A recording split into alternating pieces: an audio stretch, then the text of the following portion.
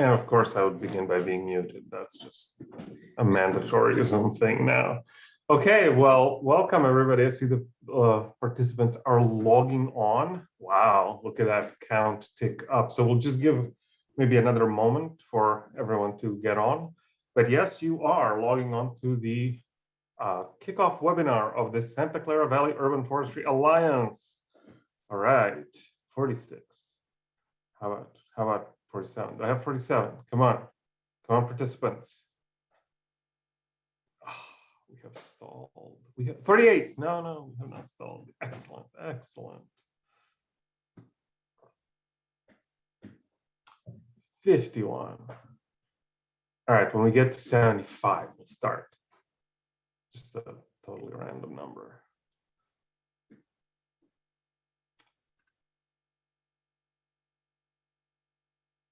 Come on, participants, 55. Oh, I'm getting impatient here. All right, we'll give it just one more minute. Maybe I was too enthusiastic. 57. We need 75. Those numbers need to be reversed. Come on, participants. All right, getting there.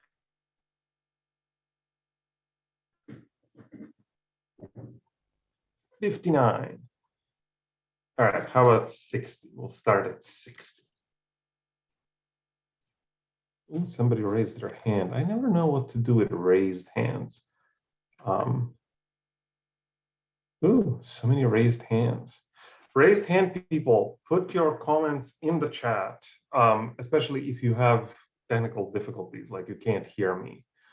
And then if you have questions and answers, questions for speakers, put those in the question and answer box, and we will ask them at the end of each block. So if you look at the agenda, you'll see that we have a question and answer session at the end of each block, and that's when we'll try to address the questions. But if there are technical difficulties or something's just going sideways, please put that in the chat box and we will try to get to those. So I think I'll get started just so we don't keep our speakers waiting, because we have a truly wonderful lineup and we are very grateful to our speakers. And we're grateful for all of you who could join us this morning for this kickoff meeting of the Santa Clara Valley Urban Forestry Alliance. And I titled this Common Vision, Shared Resources, and Better Urban Environments. I'm Igor Lachon. I'm the Urban Forestry Advisor with the University of California Cooperative Extension, and I'm sure I know a number of you. So hello and welcome, good morning.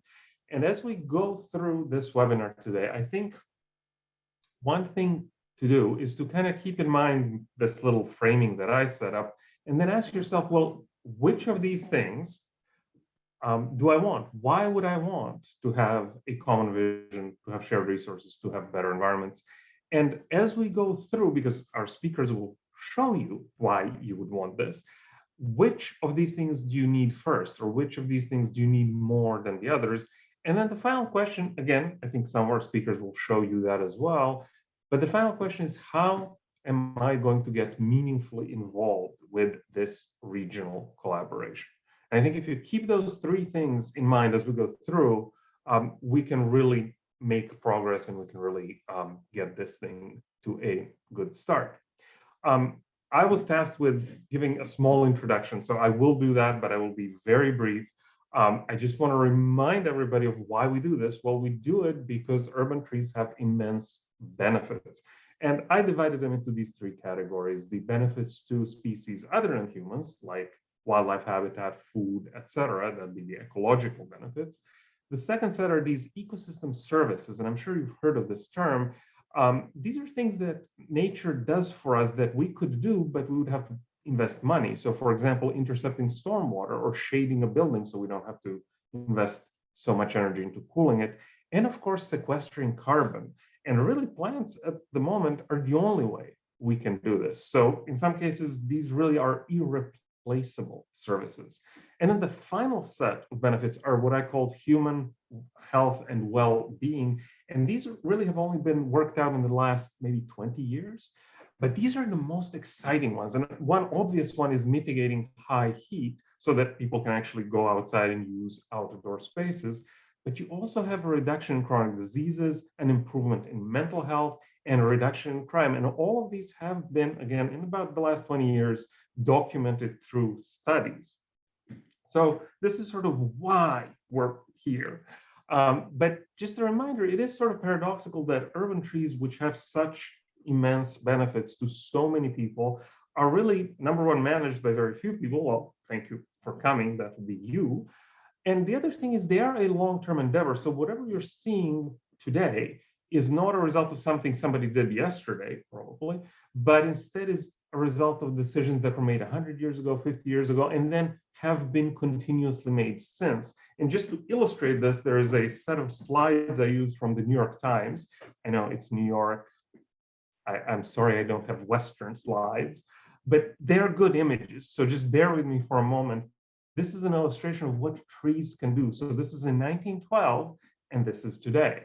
This is in 1968, so about 70 years ago, and this is today.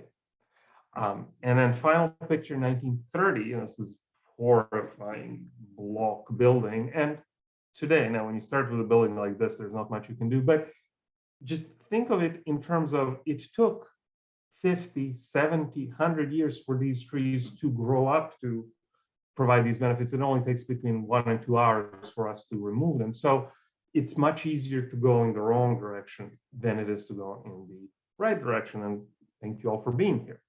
Now, that doesn't mean there aren't some problems. One obvious problem, again from the New York Times, are disparities in tree canopy. And this is again why we're here. The state of California, starting about a decade ago, recognized this problem and has been trying to move toward planting trees in those neighborhoods that don't have tree canopy.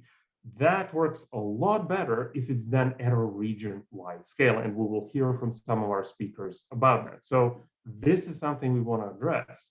And then finally, there are some real challenges. For example, the current drought. And that, again, is something where the resources that could be shared at a regional level, that's a much easier way to go than each municipality, each entity having to develop their own. Now, as we go through this, I know that you come from all kinds of settings. So some of you are park managers, some of you are street tree managers, some of you overlap. And this is just a reminder, there's a wide range of settings, and those settings will often drive your management priorities. So the management priorities in a regional park are going to be very different from management priorities for somebody who's managing trees, street trees, for example. Just keep that in mind. Not everything you hear is going to be directly relevant to you. But again, if you look at it at a regional level, there will be others in the region who are doing exactly the same thing that you're doing in the same setting. The second thing is the tree benefits. I mentioned this, and maybe we can go into this a little more later. Very large spectrum of benefits. Which benefits are more important to you depends to a large degree on your management goals, and those management goals depend on your setting. So if you are trying to conserve rare tree species, for example, maybe you're in a regional park. Whereas if you are managing street trees and are using that to create a workforce development program, again, that might be a benefit that's important to you because you are, say, working with schools. Again, then the priority of those benefits will depend on your goals and your setting. And so this is all a long-winded way of saying that a regional approach has a potential to share resources, because no matter your setting and no matter your priority benefits, you will need some of these resources. And I'd like you to look at this little beehive and consider what it is you might need and what it is you might need first. Because the Santa Clara Valley Urban Forestry Alliance, or SCVUFA, would serve as the regional repository for those resources. So think about this as we go through the day, and as you listen to our speakers who are going to address a lot of these little beehive boxes. Think about where your priorities lie. Think about which of these interest you and which of these interest you the most. And then we can use that to tailor our future work. So that's it for me. Unfortunately for you, you will be hearing from me a little later, sorry. But for now, I will turn it over to one of the two people who really made this happen, Olivia Rodriguez, and I'll let Olivia introduce herself. And if she doesn't give herself enough credit, then I'll just, step in and do that. But so without further ado, thank you all for coming. There's 77 participants, so we've reached my goal that I just made up on the fly. So let's go straight into Olivia's presentation and then to our keynote presenter, Rachel Maldridge. So Olivia, take it away.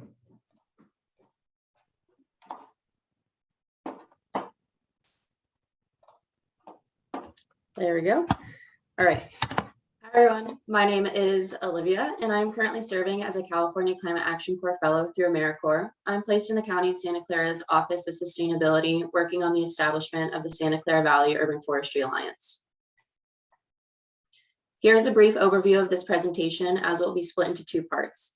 First, I'll be speaking about the need for this alliance, the structure we envision implementing, and what members of this alliance will gain from their participation.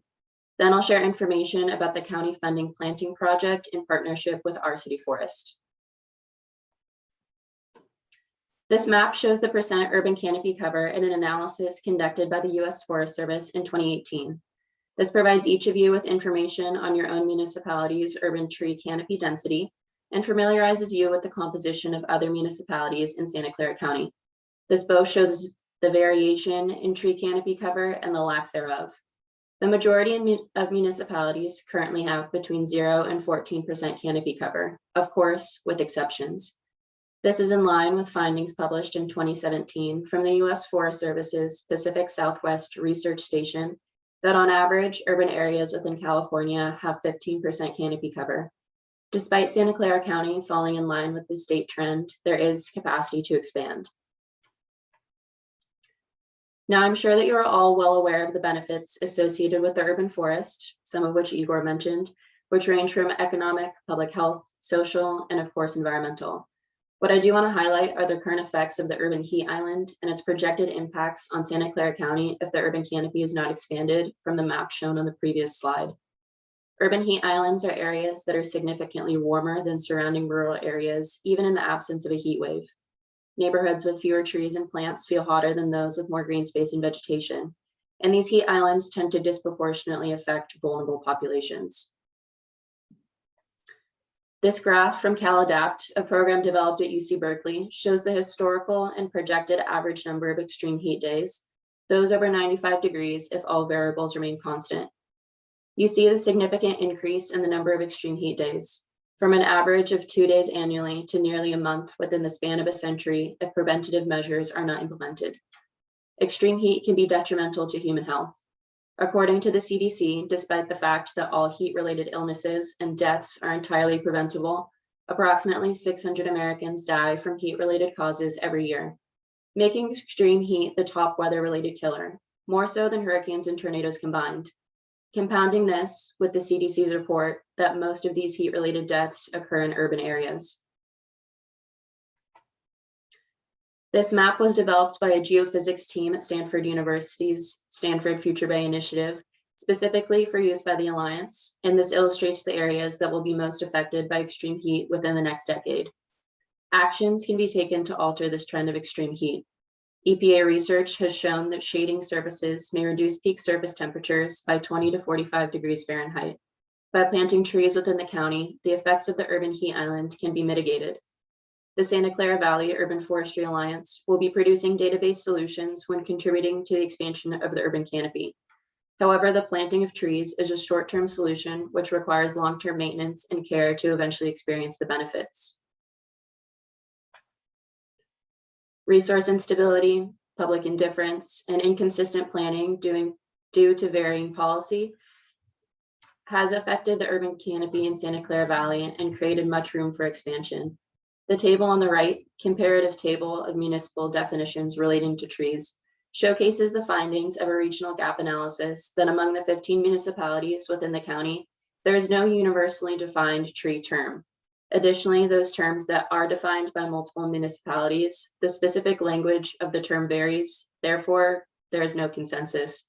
Urban forestry in the region requires a solid region-wide data and community-based planning foundation. The proposed response, the establishment of this alliance, aims to spearhead the development of the foundational data, planning, and outreach necessary to anchor holistic management. So the current or working vision for this alliance is at its very basis the facilitation of collaboration and communication in urban forestry management throughout the county. This alliance will take a data-driven approach to the expansion and preservation of the canopy to mitigate the detrimental effects of climate change on the environment and human health, especially in areas where historically vulnerable populations suffer disproportionately.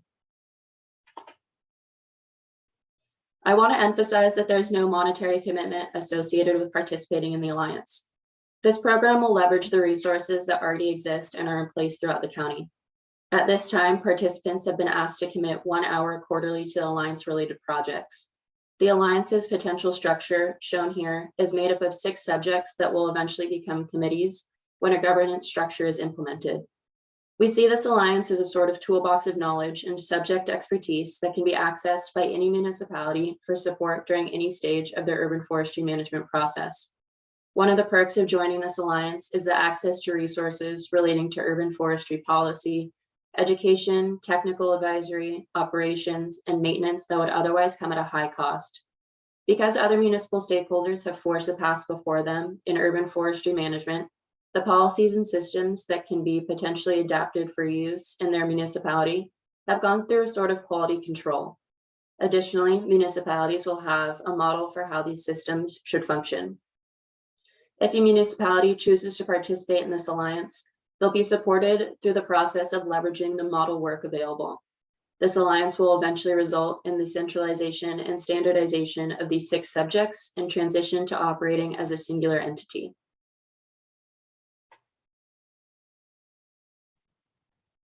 The Alliance is a new initiative having begun last year. In strategizing for the most effective outreach and engagement methods, we've decided to target municipal level officials in the first stages as they are involved in policymaking and have the authority to sign on to the project. All of the entities shown here have been contacted by the Alliance. During the initial round of outreach completed in 2020, we received support and commitment from about half of those contacted. Since then, I've been contacting both those who are already on board and have been working with the remaining municipalities to help identify the person who will become what we are calling the urban forestry champion for their city or township. All of the municipalities within the county have committed to participating or expressed their intent to participate. And I'm pursuing partnerships with educational institutions and environmentally focused nonprofits. So just as nature exists beyond municipal borders, this alliance aims to move work in regional urban forestry to ecological scales, not jurisdictional. The need for this cooperative system became more evident after researching the individual municipalities' urban forestry management programs. Many of the municipalities within the county are working in silos. Currently, each is investing their resources to develop systems and methodologies that others within the county have likely pursued as well. This individualistic work is effective with enough resources, but is not the most efficient. This alliance will serve to centralize urban forestry care so that best management practices are implemented for both preservation and conservation. And here's the working timeline for the Santa Clara Valley Urban Forestry Alliance, where I've identified the key stages that have been completed and our projected targets. Because the Alliance is a new project, having only begun last summer, the work that is being conducted now is foundational for the future of urban forestry within the county. One of my colleagues often talks about how the benefits of this alliance will be seen far after we have all retired and into the next generation. We anticipate that this alliance will be a lasting, self-sustaining program that will help improve equity and tree canopy coverage throughout the county and complement current climate change mitigation efforts. Now I'll provide you all with information on the county funding planning project in partnership with our city forest, which has been facilitated by the Alliance. Our city forest has served as one of the Silicon Valley's urban forestry nonprofits since 1994, and they believe in the power of trees to turn neighborhoods and cities from gray to green, and believe in the power of people to help achieve this transformation. The County of Santa Clara has a contract with our city forest to plant 1,000 trees per year for the next 3 years. OCF will conduct tree plantings and provide maintenance for the first 3 years after installation. Throughout these 3 years, OCF will also educate those who will become the tree stewards, or those who will be providing long-term care for the tree, on the best practices to support a long life. The placements of these 3,000 trees is yet to be determined. The Alliance will be operating with a data-driven lens to support site selection throughout the county based on factors such as low canopy coverage, areas with urban heat island effects, air quality issues, among other ecological and human health related factors. At this time, we are estimating that 300 to 500 trees will be planted in one of the initial planting priority areas, the city of Gilroy. The Parks and Recreation Commission has already created a subcommittee to assist the Alliance with the on-the-ground plot identification for plantings that we anticipate to begin this fall. So thank you for listening to this presentation, and I'll turn it back over to Igor.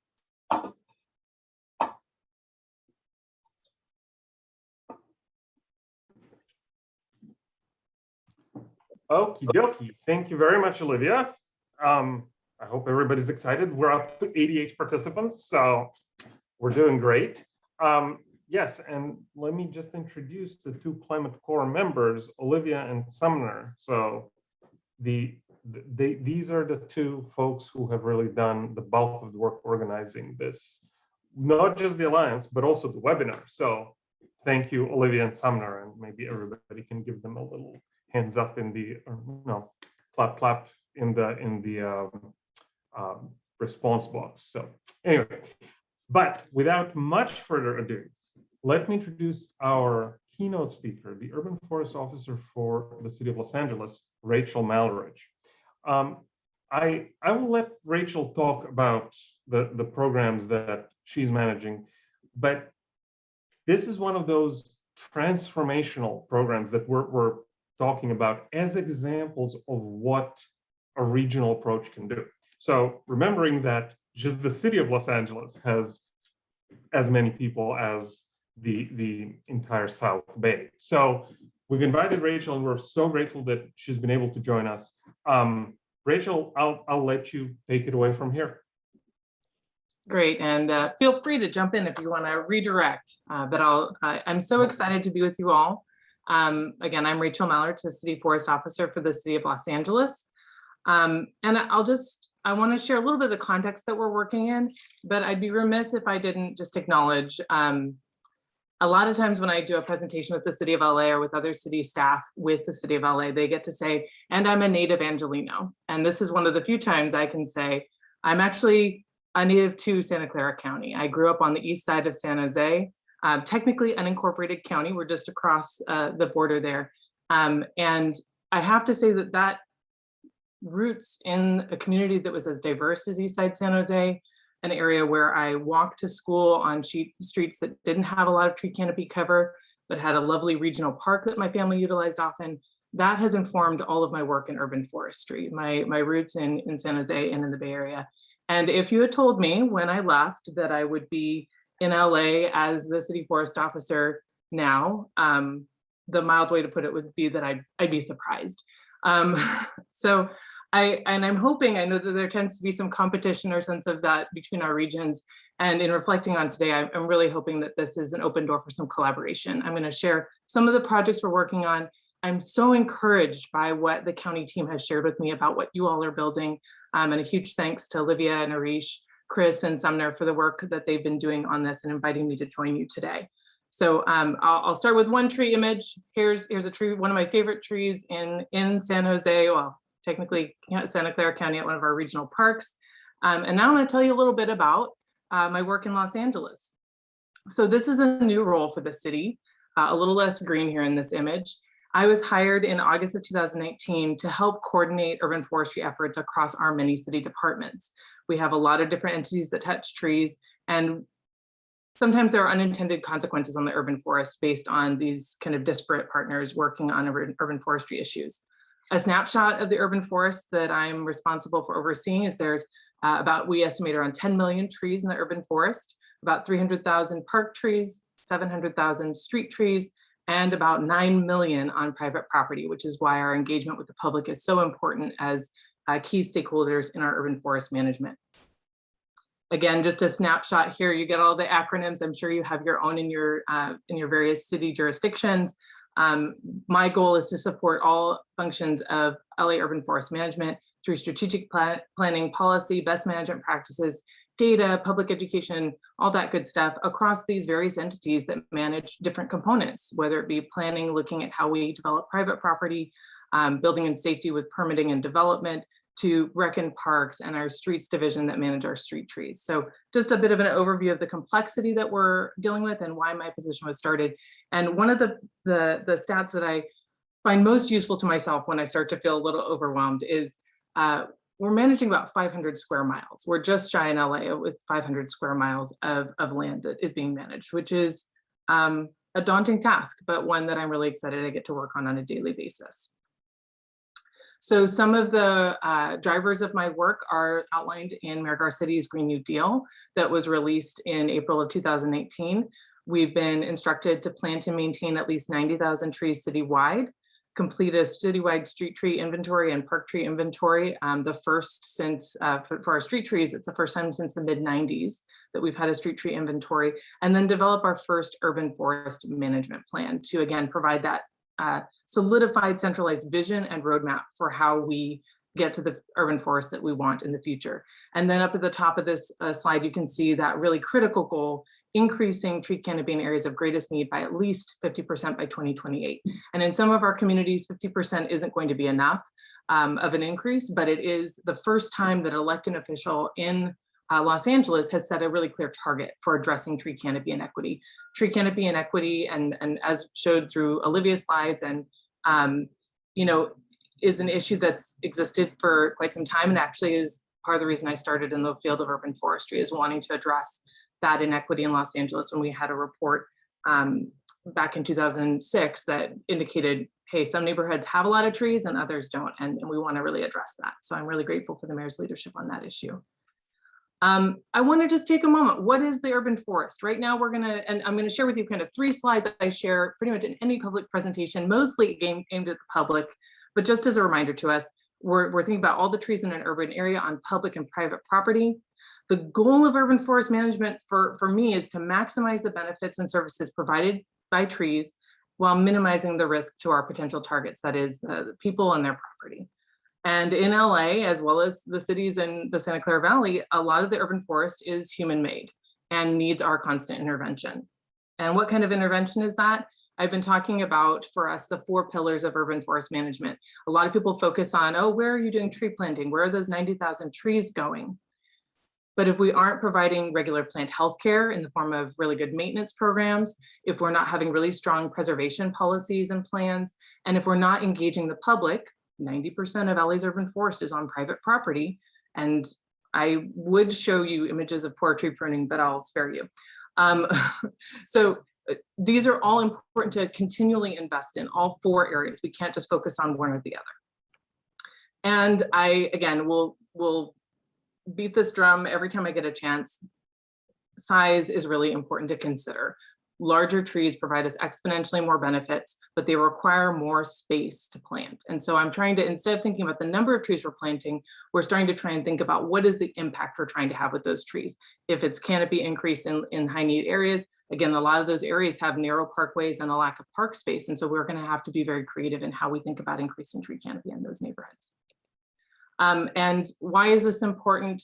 It's about the people, right? As we look at climate change, as we look at the heat data that Olivia was sharing, we really want to be protecting our residents from the impacts of extreme heat. And this is not the only tool in our toolbox, but it's a really important one, and it's the one that we all get to work in. So trees provide significant benefits to our neighborhoods, and we want to make sure that those benefits are realized through efficient management.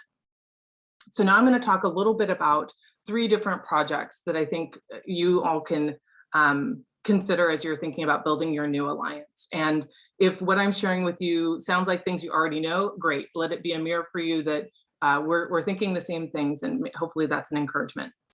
The first one I want to talk about is city plants. So you can see here I've got our, let's say, NASCAR logo slide here, but this is really some of the web of collaboration. On the right-hand side, we have some of the city entities and other state level organizations that are partnering with us.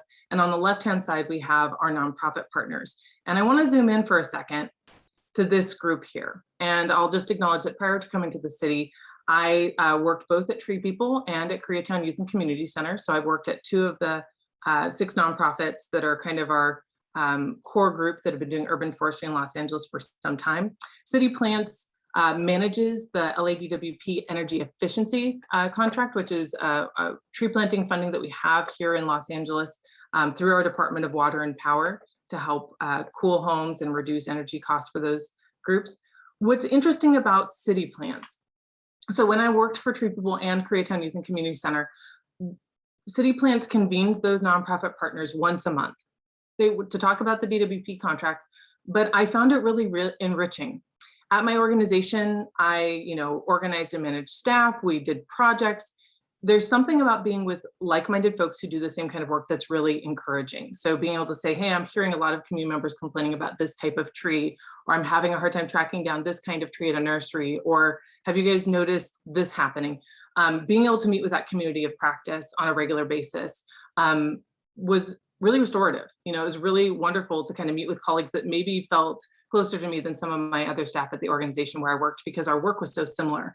These organizations serve different parts of Los Angeles and have slightly different skill sets. Some are focused more on community engagement. We've got a design build group. We've got a youth development core. And so they bring all kinds of different programmatic skill sets, but we're all working on urban forestry. And so that's one thing, is we have this network that is, again, building each other up and encouraging one another and pushing each other to be better.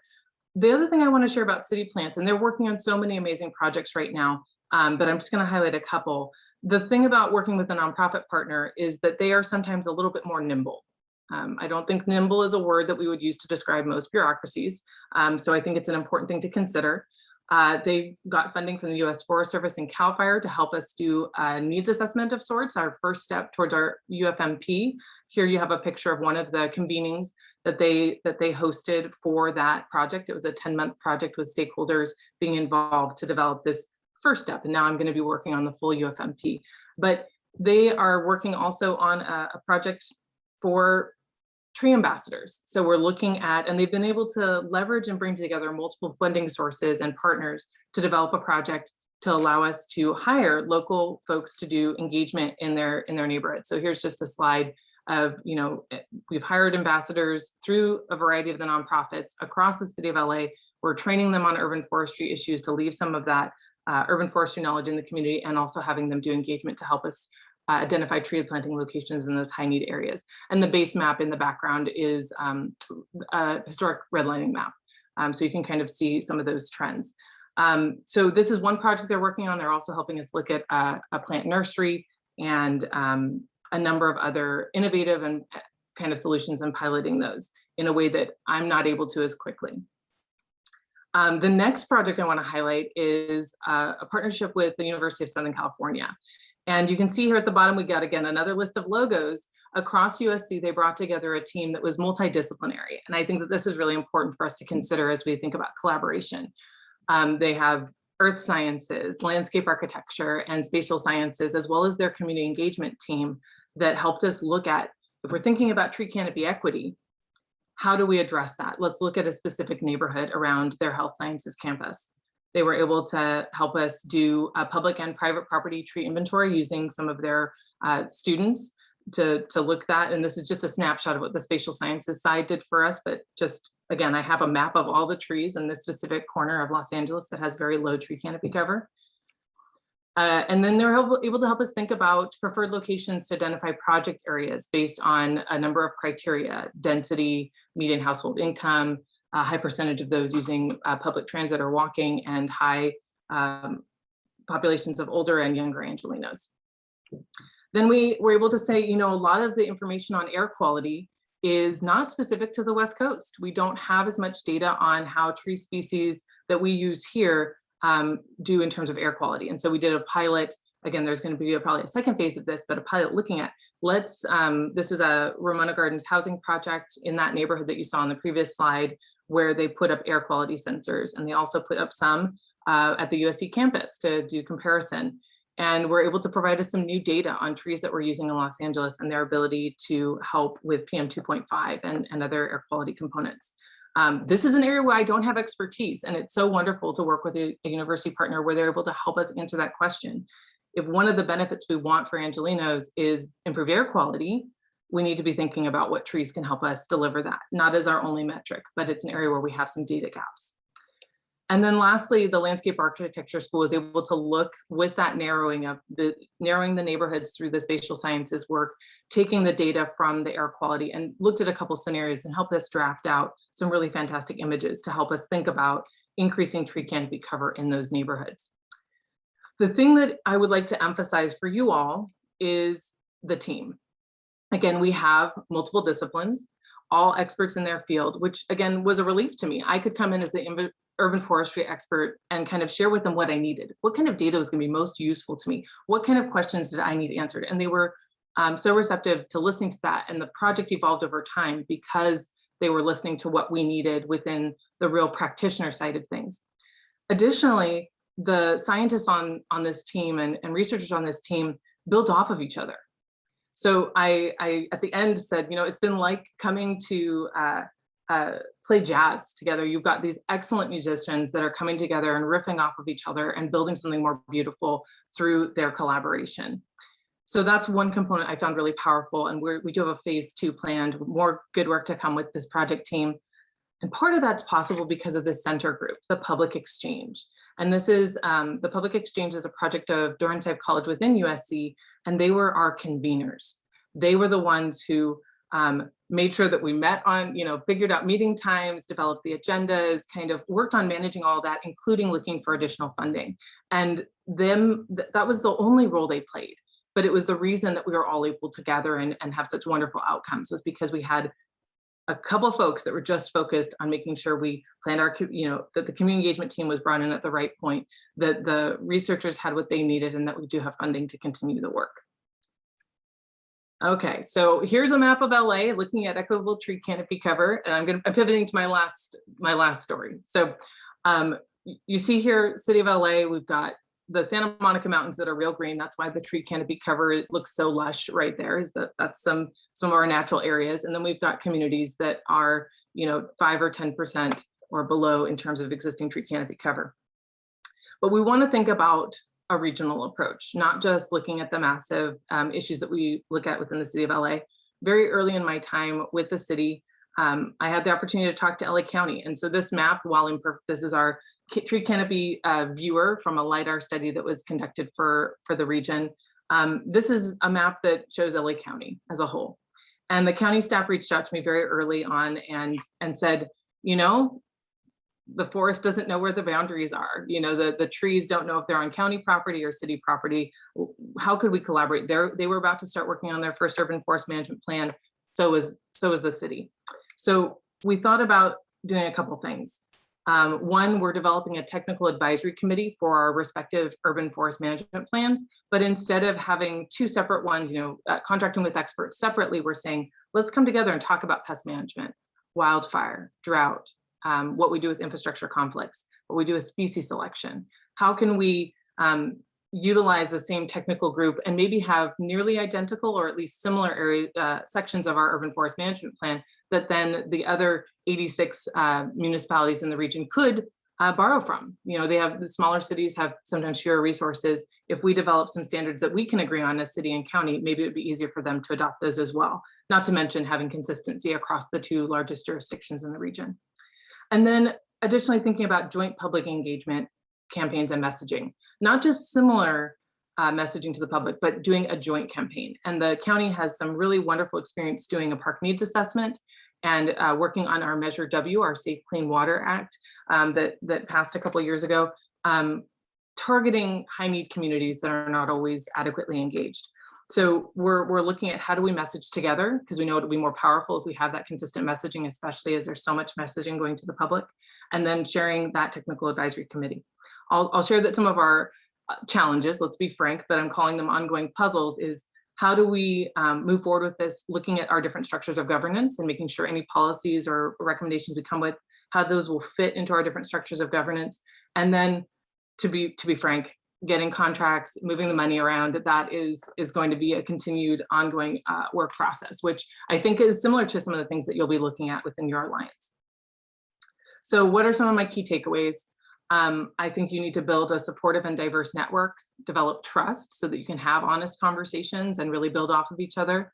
Find ways to be as nimble as you can in looking for innovations and testing innovative strategies. Include multiple disciplines. That first city plants group, those are some urban foresters. We're talking about trees all the time, but I really benefited in this role of being able to bring in other types of disciplines and sciences. In particular, encourage and foster that innovation through having this collaborative group and remain connected to science. I think that that's going to be really, that's Captain Obvious, but I'm going to say it. Let's stay connected to science and have them help inform our best practices and implementation. Make sure you have a convener, whether it be like our, in this case, city plants or the public exchange at USC. Make sure you have someone playing that role. And I hear that the County Office of Sustainability and Chris Curry are the ones kind of maybe taking up that mantle. But as you move forward, make sure that you have an acknowledgement that that role is really important to continue to hold on the team, and then build that public trust and a healthy urban forest by efficiently using public funds, developing region-wide implementation best practices and having that consistent messaging. I think that those are some of the key places for you to be looking. And I know I've been speaking fairly quickly. I will be staying with you all through as long as I can, because I'm so encouraged by the lineup you have today. I think you're hearing from some really critical experts that are going to be able to help push you forward at this initial stage. And again, I want to say that the virtual door is open. I'm really happy to learn from you and share what we're experiencing as you move forward with trying to build a new alliance and network. And so I'll pass it back to Igor. Thank you so much for having me today. Thank you very much, Rachel. That was wonderful. And I'm hoping that our audience is seeing what's possible. That was a wonderful keynote. And again, see what's possible. I know that sounds very kind of hippie out there, but after, many, and I don't want to editorialize too much, although I love doing it. After many decades of sort of underinvestment in some of our urban infrastructure and trees or infrastructure, you can see this shift. And I think Rachel's presentation really demonstrates what is possible. So I'll just take us back to the agenda so y'all can see where we are headed. So I think if I put this up, and Olivia will tell me if I'm putting up the wrong thing. So we have heard from our keynote speaker, and we will have a question and answer session at 11:10.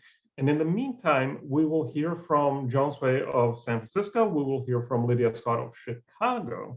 And before that, unfortunately, you will hear that again from me. And I'm stepping in for our colleague from the Forest Service, who was unfortunately called to a fire, which happens these days. So let me share my screen, and I'll talk just very briefly about how we value trees, and big giant topic that we're not going to go into in any detail. And Olivia will nod at me if I have the right slides on.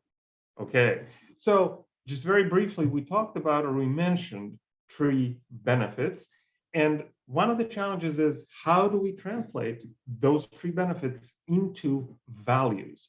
Both so that we can align them with our community values, but also so that we can, argue for resources. I think that's important. And that second step is important, and something that we have been doing better in the last 20 years than we had before. But again, think of these benefits, think of this framework when we go and talk about the values of trees.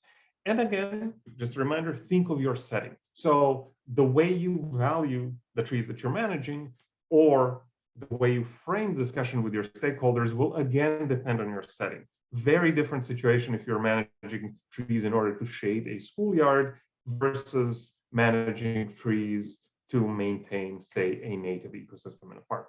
Again, very different thing. And we talked about this fan peacock thing of benefits. Depending on where you are, depending on your management goals, you will have some of these will be a bigger priority than others. So use that in your messaging. Again, if you are developing a plan to improve career readiness through tree planting and tree works training, that's something you talk about. And so how do you talk about tree values? Well, you can go with this very cynical question, what is this tree worth, or what is a tree worth? And I think it's useful to sort of think about this in two different frames. One is, what is it worth to an individual? What is it worth to the community? And yes, a community is made up of all of us who live in it, but I think it's useful to frame the benefits a little differently. And we'll get to that in a second when we talk about communication. But if you're talking about an individual, then we know trees increase property values. That may be very important. We know that trees provide those ecosystem services. So if you can save a few $100s each year on your cooling bill, that's important. But it's also important to point out that maybe you want to have that better livable environment. Maybe you want to be able to walk up and down your street in August or September. And finally, and I think this is a fair thing to bring up, people do value trees for their intrinsic value. And we don't talk much about it because it's hard to put a monetary number on it. But people do value this. And every time people were asked to, for example, whether they'd be willing to pay more to live in a place with trees, mind you, not to own, but just to live in a neighborhood that has trees, the answer is consistently yes. And this isn't a modeling study. This is just an economic analysis from Jeff Donovan. So this idea that trees are what I call a source of joy, I think it's something we really should talk about. Now, if you're looking at a community frame, then I think we really need to talk about public health improvement, because that is worth not just in terms of lives and quality of life and just human happiness, but in also terms of cold, hard dollars. When we're looking for places to invest in public health, trees are one of those, what they call equigenic measures, which means they can bring all of us up to a same good level of public health. So when you think about how you can improve public health in different neighborhoods, how can you bring those neighborhoods that have poor public health outcomes up to a better level? Trees are one of the few ways that have been shown to do that. The second thing would be ecosystem services, because while individual household savings, say energy savings or stormwater interception savings, are small, when you add that up across an entire city, all of a sudden you have a substantial amount of money that's being saved that way. Property value increase is certainly important for municipalities, but also this idea of a livable environment. So again, an individual tree in front of someone's house may or may not make a giant difference. When you line up 20 of those trees, all of a sudden you have a livable community with lower crime rates, with better economic outcomes. And that then takes us to this idea of a sense of community. So again, something that is hard to quantify, but it's clearly something people value. So, and I think we've seen that, especially in the past year, people value this idea of being in a community. So, and I'm not going to bother you with various data points and graphs, but this is one of the earliest graphs I was able to find. And this is about 20 years old now. It's from a book that's 10 years old, but the graphs themselves are about 20 years old. And you can see that at a regional level, having trees really correlates with a number of public health measures, one of them being just this lower temperature. And this is from the southeastern US, so it's not just California.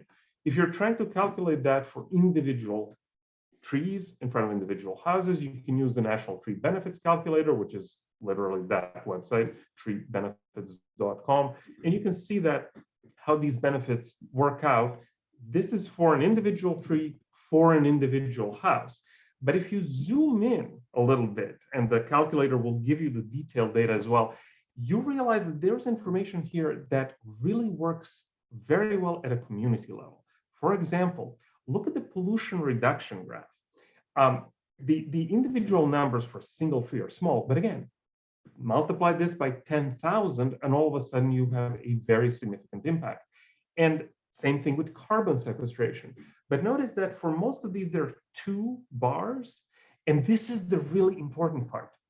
The trees not only intercept pollution, absorb carbon, they also make it so that you don't have to produce as much energy, which in and of itself typically produces some pollution. And that's the avoided emissions part of things. So if you look at that, that's something that's unique to urban trees. And there are very nice calculators online. Most of them are the tree system. These are completely free, and you can actually place trees next to your building. Maybe you have a municipal building, maybe you have a school. It takes 5 minutes to try this out, and please go ahead and try this out. You just plunk trees down, and the model calculates the benefits, everything from the pollution reduction to stormwater interception to carbon to the monetary benefits of this. So it is very possible to actually just do this and use it to communicate the value of these interventions. And when we're talking about carbon, I just want to point out the unique role of urban trees in our carbon policy. Remember that our carbon policy is really kind of a three-legged stool of we need to stop using fossil carbon, that's the abatement part.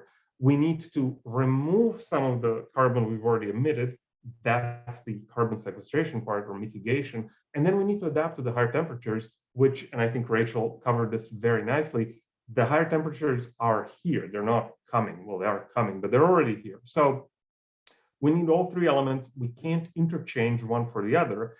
But if you think about urban trees specifically, you realize that urban trees sequester carbon, so they perform the mitigation function like all trees, but they also help us adapt to the higher temperatures. And that's something unique to having trees right where we live and not trees somewhere far away. So if you're ever in a discussion about where to invest in tree planting, point this out and remind your audiences that urban trees do things that no other trees can do.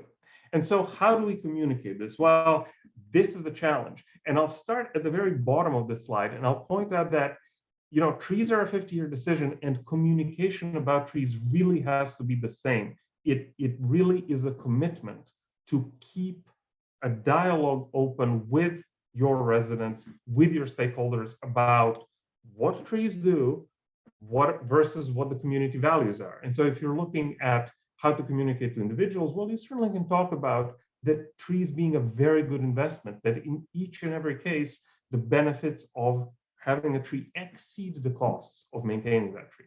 And also point out that the benefits I'm deriving from the trees that are planted around my house are because somebody made a decision 50 years ago. So sometimes people lapse into this sort of cynicism of, well, when is this tree going to be big enough? Why isn't it not big enough right now? Well, again, there is this generational impact. And if we are really talking about sustainability and thinking about future generations, then certainly planting a tree is one way to get us there. And again, talking about joy, talking about living in a livable environment is something that's I think at least worth bringing up. If you're taking a community frame, then looking, and Rachel mentioned an urban forest management plan. An urban forest management plan is a great idea to articulate this question: what kind of community do we want to be? And then when it comes to planting trees, preserving trees, you can point back to that urban forest management plan and say, look, we decided we are a community that values tree canopy. So we are going to preserve trees, we're going to plant trees. Certainly talking about ecosystem services and talking about economic benefits can't hurt. But I think talking about the community values first is probably the way to go on this. And again, I said this before, so I'll say it again. You need to continue dialogue because the benefits of trees are not self-evident to most people. I don't know if you noticed, most people don't even notice trees until they're gone. And then they will call you and they will complain. But up to that point, the green thing that's up there, that they just take that for granted. It's always been there. So that outreach is actually a critical part of all of our jobs. Even those of us who are really boots on the ground, outreach is really a critical part. And having a conversational mindset where we're not talking at one another, but talking with one another, and having the proper communication tools is critical. So again, thinking of a regional framework, which of those things would you like to have first, or which of those things do you want to have the most? So that's it for me. I know this was a whirlwind of valuing trees and how to value trees. So I will instead turn it over to our next speaker, and I believe that's Lydia Scott. And I will let Lydia introduce herself, but thank you so much for being with us, Lydia. We really appreciate it. And again, for our audience, think in terms of what is possible regionally with one of the best regional approaches in the US. So Lydia, take it away. Thank you, Igor. I hope you all can see my slides. If not, let me know. I appreciate the opportunity of spending some time with you today. It's always exciting to be able to talk about the work that we're doing here. And it's actually nice to be able to have a candid conversation with some of you that are considering or beginning to do this work about some of the opportunities and challenges that take place. And so we have lots of opportunities and challenges that have taken place that I can share with you today. The Chicago Region Trees Initiative was founded by the Morton Arboretum in 2013 as a result of a census that was conducted in the Chicago region, the urban trees and forests of the Chicago region. And it was actually published in 2013 as well. And it revealed some pretty significant challenges for us with our forest. And so the objective was to try to figure out how to resolve some of these. So just some of the challenges we have. At that time, we had 13 million ash trees. And for those of you on the West Coast, you may not have ash problems yet, but you will likely have ash problems soon. And since 2010, we have actually lost 10 million ash trees in our region. So it's a pretty significant loss. We know that about 32% of all of our trees are one species, maple. 73% of our trees are less than 6 inches in diameter.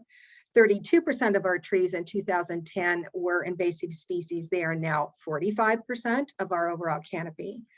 The city of Chicago, which is our largest metropolitan area in the Chicago region, over the last 10 years has been cutting down about 15,000 trees a year and planting 3,000 trees. So that's slowly disappearing. I must say they're on the uptick though. We have a new mayor and some great things are coming. And then we've been struggling to get out of the recession. And for those of you, I'm sure can compare notes on this, COVID has certainly done some devastating things to our urban forestry budgets as well. So it's been pretty challenging. So as you can imagine, there was a significant amount of anxiety and frustration over where we were and the potential for what we could be doing. So we gathered together some lead partners from across the region to help form this coalition and to advise us on what we should be doing and how we should be doing it. And by looking at these little logos that are here, you may not appreciate the diversity of the groups that we have, but we have, like, for instance, the Chicago Department of Public Health. We have the Illinois Landscape Contractors Association. We have the Metropolitan Water Reclamation District. We have the Chicago Metropolitan Agency for Planning. We have the Illinois Arborist Association, the Tree Fund, Nursery Association, the Illinois Green Industry Association. So there's a wide assortment of partners that have, again, a wide range of expertise that informs our work. Overall, the objective or the mission that was founded was that the Chicago Region Trees Initiative would create a healthier tree canopy that is more abundant, more diverse, and more equitably distributed to provide needed benefits to all people and communities in the Chicago region. And so, as I mentioned earlier, the census that was done gave us information on the regional and the county scales, but it did not provide information for us at the community and property level scale, which is where we really find we have the interaction, right?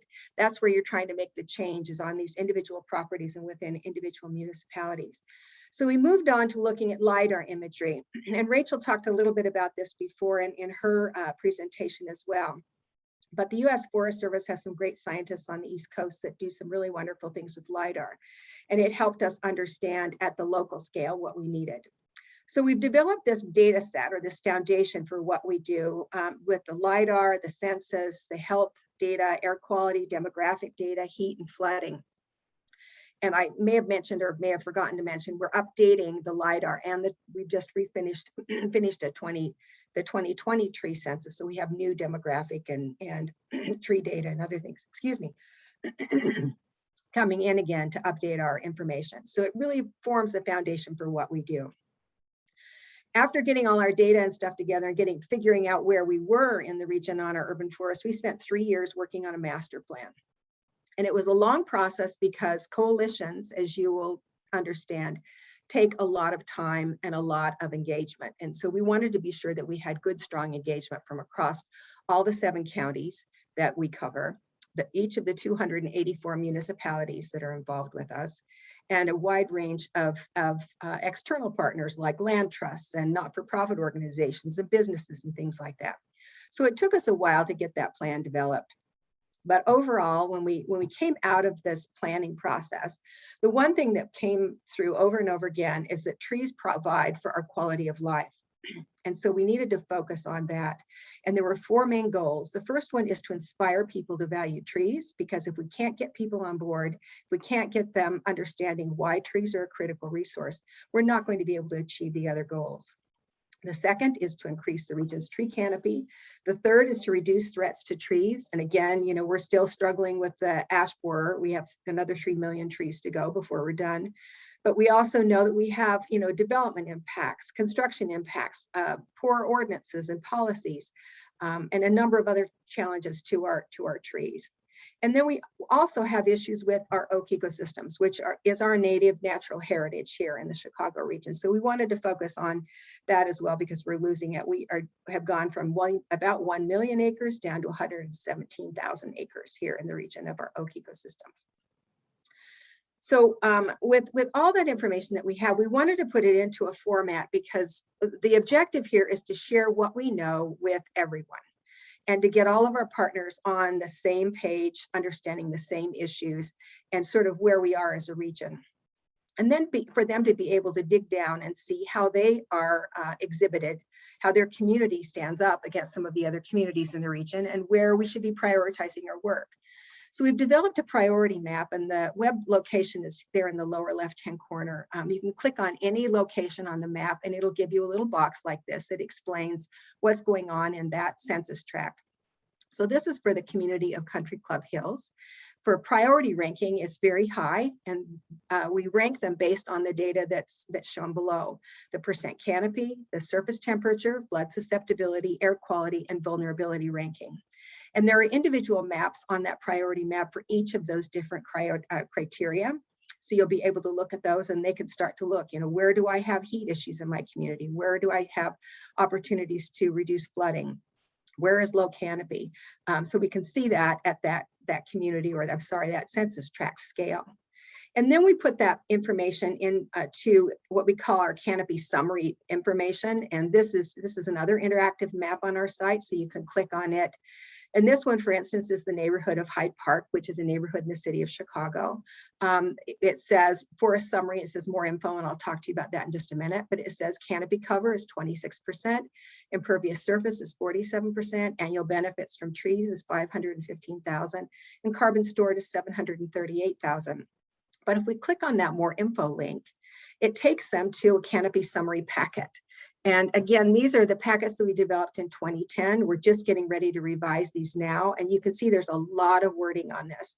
So this was a lesson learned by us, that if we didn't meet with the individual directors or mayors or managers for the various municipalities, we believe that it's not likely that many people read through this information. And so we've made an attempt to meet with as many of the different municipalities as possible, and as many of the aldermen in the city of Chicago as possible, to go through these packets and give them an overview of what's there.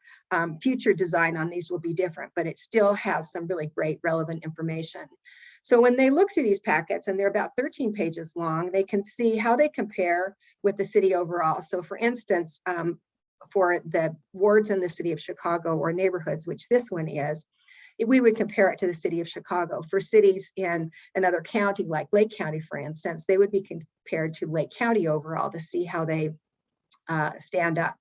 And so in Hyde Park, their canopy is pretty good. They're 26%, but they have the potential to increase their canopy by 38%, which is the pie chart D that's at the sort of the bottom middle of your screen there. And that gives them an idea of, okay, there's some potential here for us to do some great things. So where can we work? So we have a table a bar chart that shows where the land use is and what the land cover is. So in this instance, this is another pie chart that explains where there's potential canopy. So we can see that the most land use is residential. It's slightly more than park. But park has the most potential for increased planting. Well, the reality there is that those park areas may be a golf course or playing fields or something like that where they don't want trees. But it's important to know that there are potential opportunity areas where we can focus efforts within that community and make a difference. Even when you look at institutional, we know in Hyde Park there are a number of colleges or universities there where we could actually begin to work with some of those campuses to improve canopy on those campuses. The other thing, as I mentioned, for us is our goal of improving oak ecosystems. So we've provided them information on where the historic oak ecosystems used to exist, where they exist today, and how they can begin to encourage increased planting of some of the native species to reinforce reconnecting those oak ecosystems.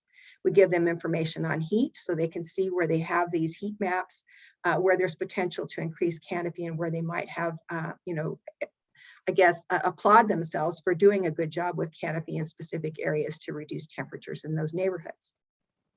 And then we give them information on some of the benefits, which you can see here. And these are just for 3 benefits: stormwater, carbon sequestration, and pollution. And that helps them argue with their leadership, if it's staff or it's residents, as to why they should be expending more money on urban forestry for the benefits it provides.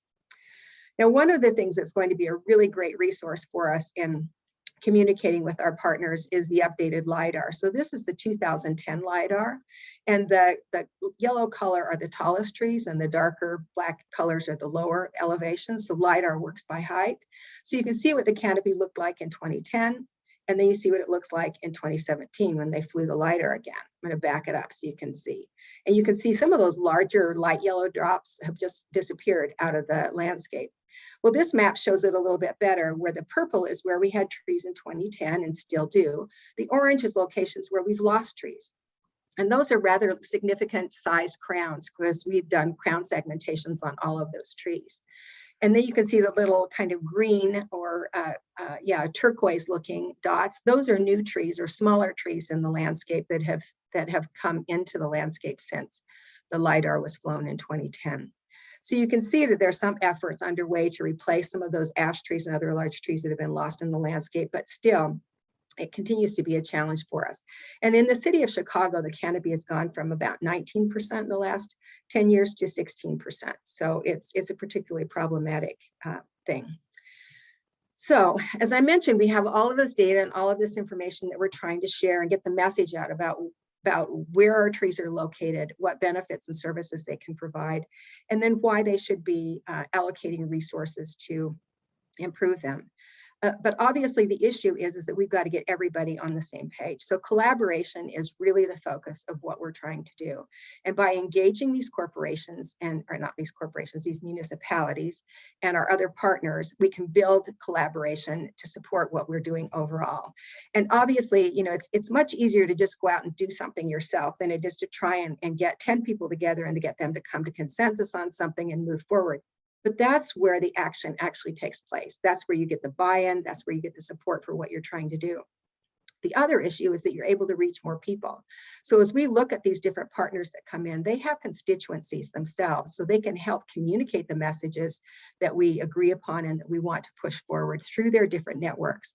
They have expanded expertise. There, as I mentioned, when you looked at our Executive Advisory Council, there's a wide range of expertise there where, for instance, the Green Industry Association can explain to us, why are we not getting the species diversity that we need in the nurseries? Why are we understocked in our nurseries? How do we make a change in that? How do we work better with you to make that happen? The bigger tasks cannot be done alone. And so as you can see from all the challenges that we have in the Chicago region, we have some pretty significant tasks, and it's going to take a lot of us to do it. Different perspectives solve different problems differently, and that's really helpful in finding solutions for some of the challenges. Consistent messaging is helpful, aligned policy is important, and its success is more meaningful when it's shared. If we can stand together as a group and support each other and be excited about what we're doing, it's a win-win for everybody. And everybody has a position to play. So we have our not-for-profits that have special programs and niche outreach. We have forest preserves that do more of the conservation and have expertise that they can share with private landowners. We have land trusts, professional associations, agencies, corporations, community groups, all that are working together that bring different messages and perspectives that help us understand and more thoroughly present our work. In having a coalition like this, it's a huge time suck. It is a tremendous amount of time suck, not just for those of us that are trying to manage the coalition, but for people that participate, organizations that participate. Because of the consensus building, there are a number of meetings that take place. There are a number of strategy sessions that take place. And we have 4 standing work groups that are across 4 different categories: trees and green infrastructure, tree stewardship and planting, risk assessment and management, data and science analysis. And then we have ad hoc committees based on a range of issues that we need specialists for: policy, science, nurseries, other things like that. All of those groups and those meetings take time. And so you need to understand going into it that it is going to be time intensive, but all that time is important time spent. Another important thing to understand, and that we've learned slowly over time, is that when you develop resources, and if you can develop them as a coalition with a wide range of partners, you're going to have better acceptance of those resources. So this is one example. It's a tree replacement guide. It's called Healthy Hedges. 45% of, as I mentioned, of our trees are invasive species. If we can provide information to the public and to the nursery industry on assortment of species that could be used as replacements for these invasive species, it's a win-win. And we have a number of logos that are on the bottom of this piece that you can see. As many logos as we can get on these pieces, we get on these pieces because it helps support and helps distribute the information. If somebody's logo's on there, they're more willing to help share the information. Another thing that we've developed is called our Plant Trees digital campaign. And these are all, there are 7 of these different memes or images that can go on social media. And in the middle section of these, each of these memes is a white space. And in that white space is where that partner's logo goes. And again, that's another way of helping to distribute this information, because they get credit for the program or the imaging that was developed. They were involved in the planning for it, and they can help distribute that out to our different constituents. We spend a lot of time trying to understand on how to improve policy and protection of trees overall. We've developed a number of templates, and the templates have gone through a pretty rigorous review policy, and we're just now updating them. And as you can imagine, the Illinois Landscape Contractors Association has a very different perspective on ordinances and regulations than do the municipal leadership. So it's important to bring those 2 together and identify how can we get something that is agreeable to both sides and that seems to be able to support our common goals. And so we have a number of templates, and they come in levels. So there's bronze, silver, or gold, depending on where your community is on getting into the process. We have a development ordinance that's currently underway. And again, that's through consensus building and group meetings. We're building an advocacy hub based on how do you follow a project through through its conception, through its actual development, so that people within communities can understand that they can't just try to get our help when the tree's coming down and the chainsaw's running. There's a process that has been in place prior to that. So that's a really important educational component. And then how to develop an urban forest management plan for your community. So we have templates that we're building for those resources. Some of them are already available. So what are the lessons that we've learned? One of the things is that funding is critical for our success. And whenever we apply for a grant, we always apply for our partners. So it's never just for the running of the coalition. It's always around a specific goal or thing that we're trying to adapt to. One recent thing that we're working on now to increase funding is urban carbon credits. And I don't have time to talk to you about that today, but that is something that we're getting off the ground here regionally. And it's going to be, I think, game changing for bringing revenue to our urban forest. We work to cross promote so that we can, whatever our partners are doing, we have a calendar on our website where you can post your information and share that. We ask for advice and direction continually to get feedback on what we're doing. We recognize different positions and different opinions on things. That's really important because different cultures have different experiences with trees, different communities have different attitudes about trees, and it's really important to understand those concerns and to try to voice acceptance and understanding of that. We're building a resource library that has a tremendous amount of information that is our partner information. It's on our website. We work to find space where everyone can shine. If there's an opportunity for us to promote and share and draw attention to something that our partners have done really well, we want to do that.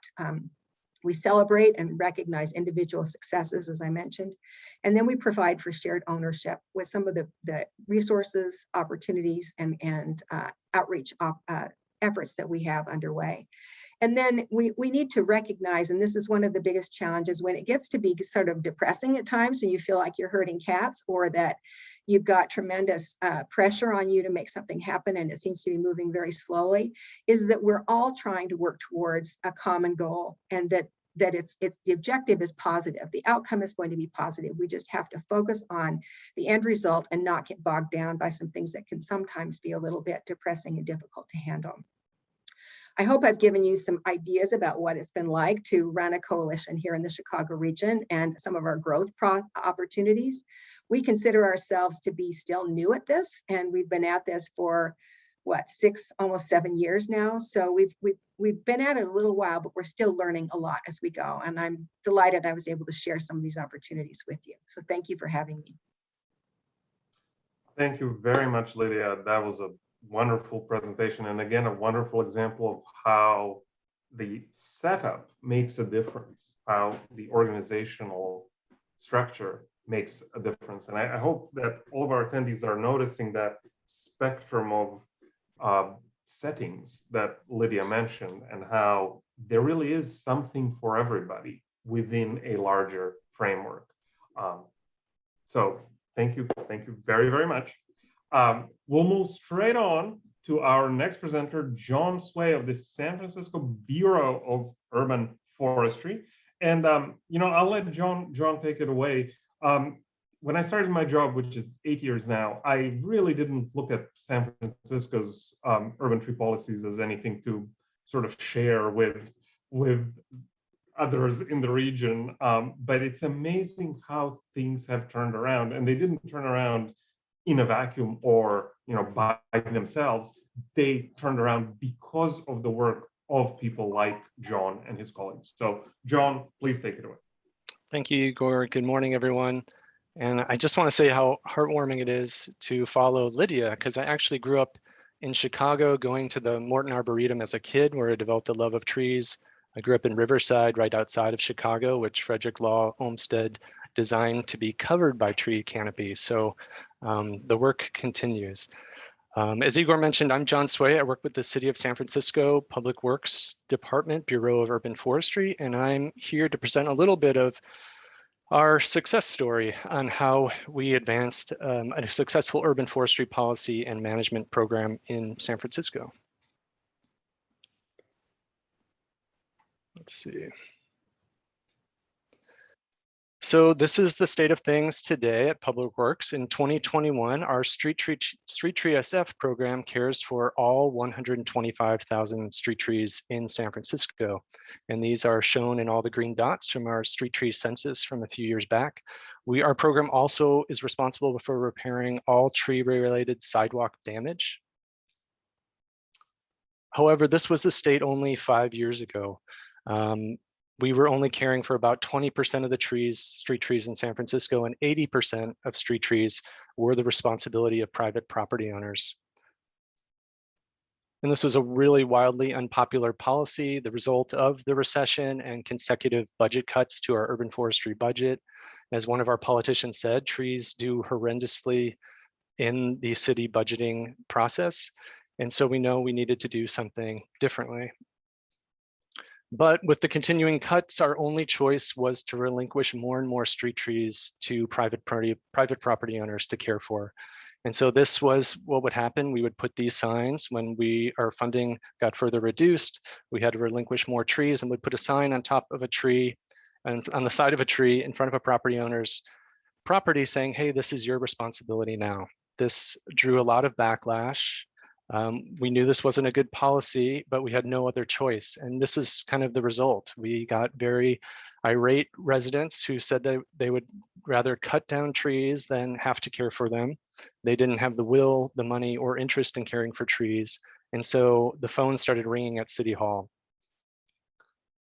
And so we were kind of in a dire situation. We definitely needed to figure out a better way. We knew what the current policy and property owner maintenance responsibility was not going to get us to our goals of having a climate supportive urban forests that supported livability and sustainability in San Francisco. So we began to develop a solution.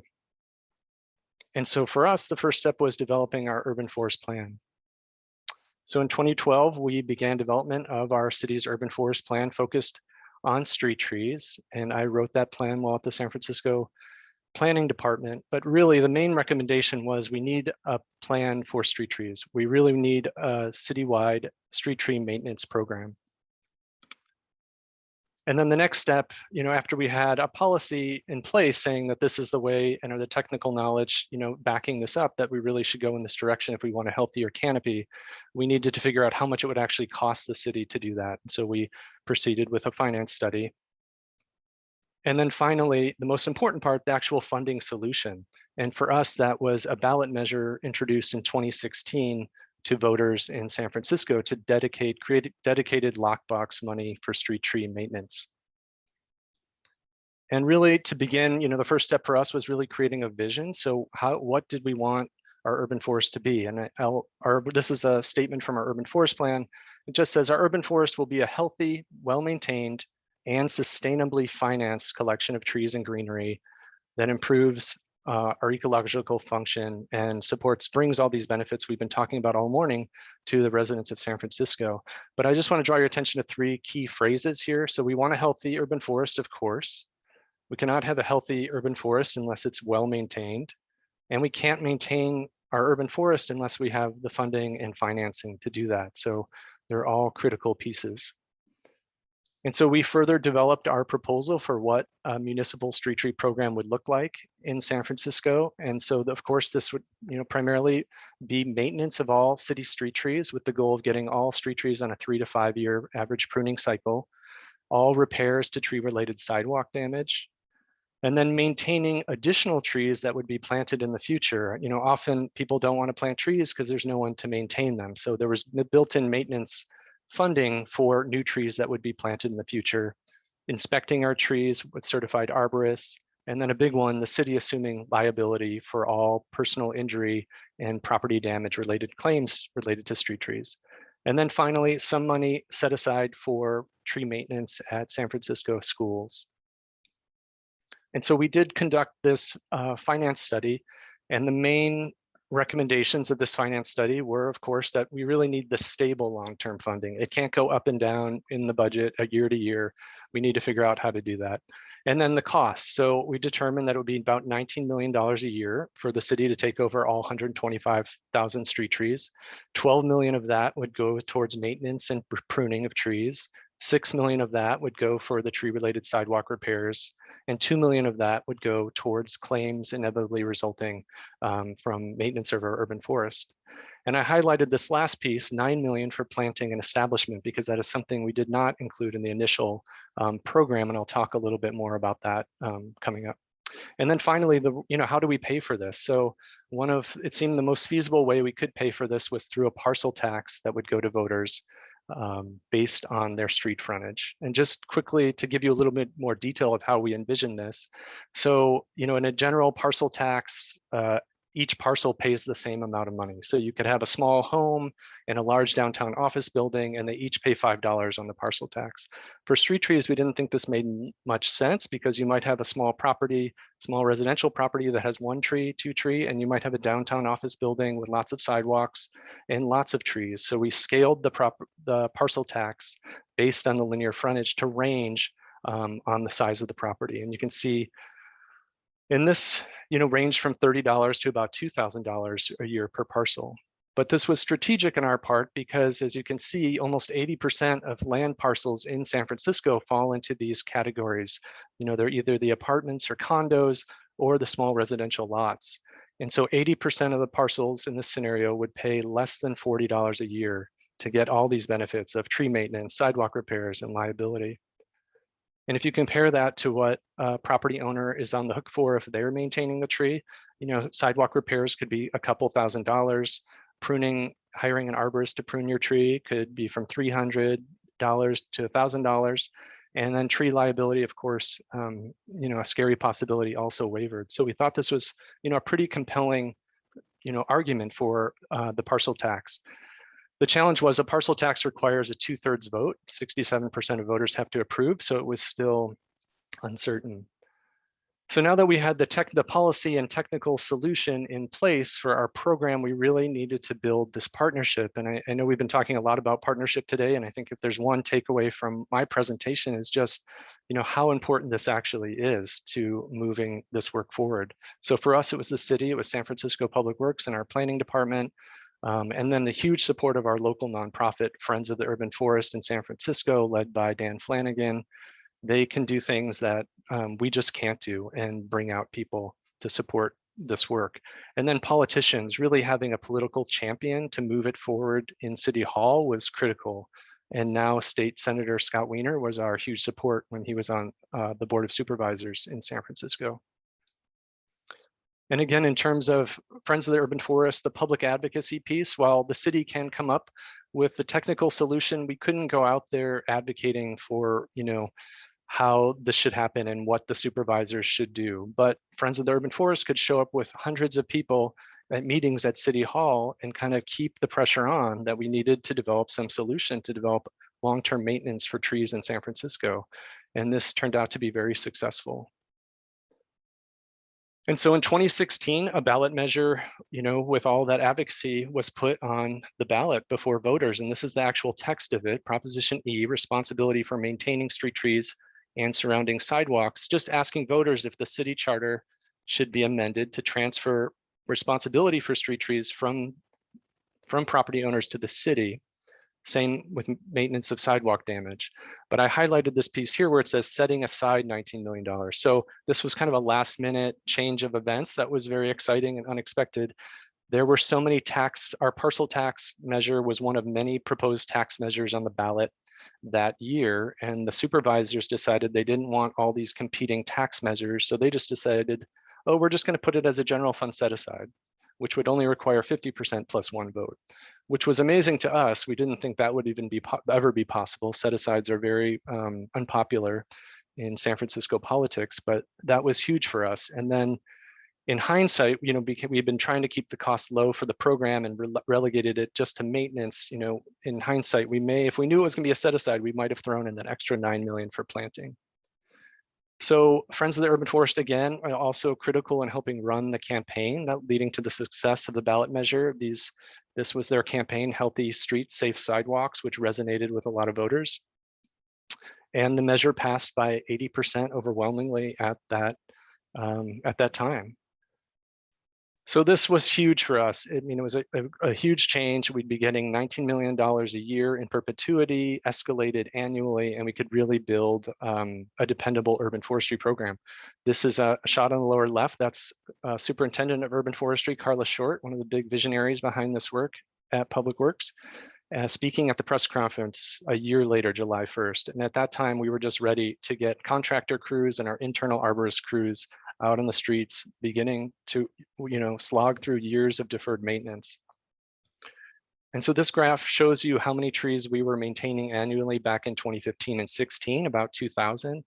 And then at the start of our program, we were already up to 11,000. And then the next year, 15,000. And we were expecting this trajectory to keep going up, and it will, but we had a little dip during COVID. But as we move through some of the most difficult trees, we expect our rates to continue to increase. And then in terms of our success with all of the trees in San Francisco, we're about halfway through our first round of pruning, which is really exciting. And this first round was really focused on some of the toughest trees, the most dangerous trees, the hazard trees.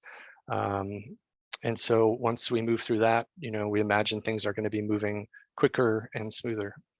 And these are just some dashboard stats of our program. We've maintained over 50,000 trees to date. We've removed 7,000 trees. So I will talk about this in a minute too. And then some other exciting components. Over 500,000 square feet of sidewalks damaged by trees have been replaced in San Francisco, and we've removed 40,000 pedestrian tripping hazards. And none of this work would be possible without our amazing crews. We have an amazing arborist crew, a landscape crew, our cement shop, and then all the contractors that also help us out with this work. So, another byproduct of this is not just, expanding Canopy or healthier Canopy, but actually creating green jobs and meaningful work for people. So here, back to those 7,000 trees that were removed, some of the unintended consequences of our success. I think we probably underestimated actually, how bad some of the trees were in San Francisco, because we just didn't know. No one had been maintaining the majority of them. And so in the first couple of years, we did have to remove thousands of trees, that were dead, structurally unsound, or hazardous. And as I mentioned, because the structure of our funding proposal did not include planting funds, it included maintenance of new planted trees, but not the planting funds. We actually are left in a situation now where we have lots of vacant basins. We've removed thousands of trees. We don't always have the funds to replace those trees right away. And we don't have the funds to actually grow our canopy even larger than we want to, which is also one of our goals. So this is the next frontier for us, is planting. We estimate about 30,000 vacant planting sites in San Francisco for street trees.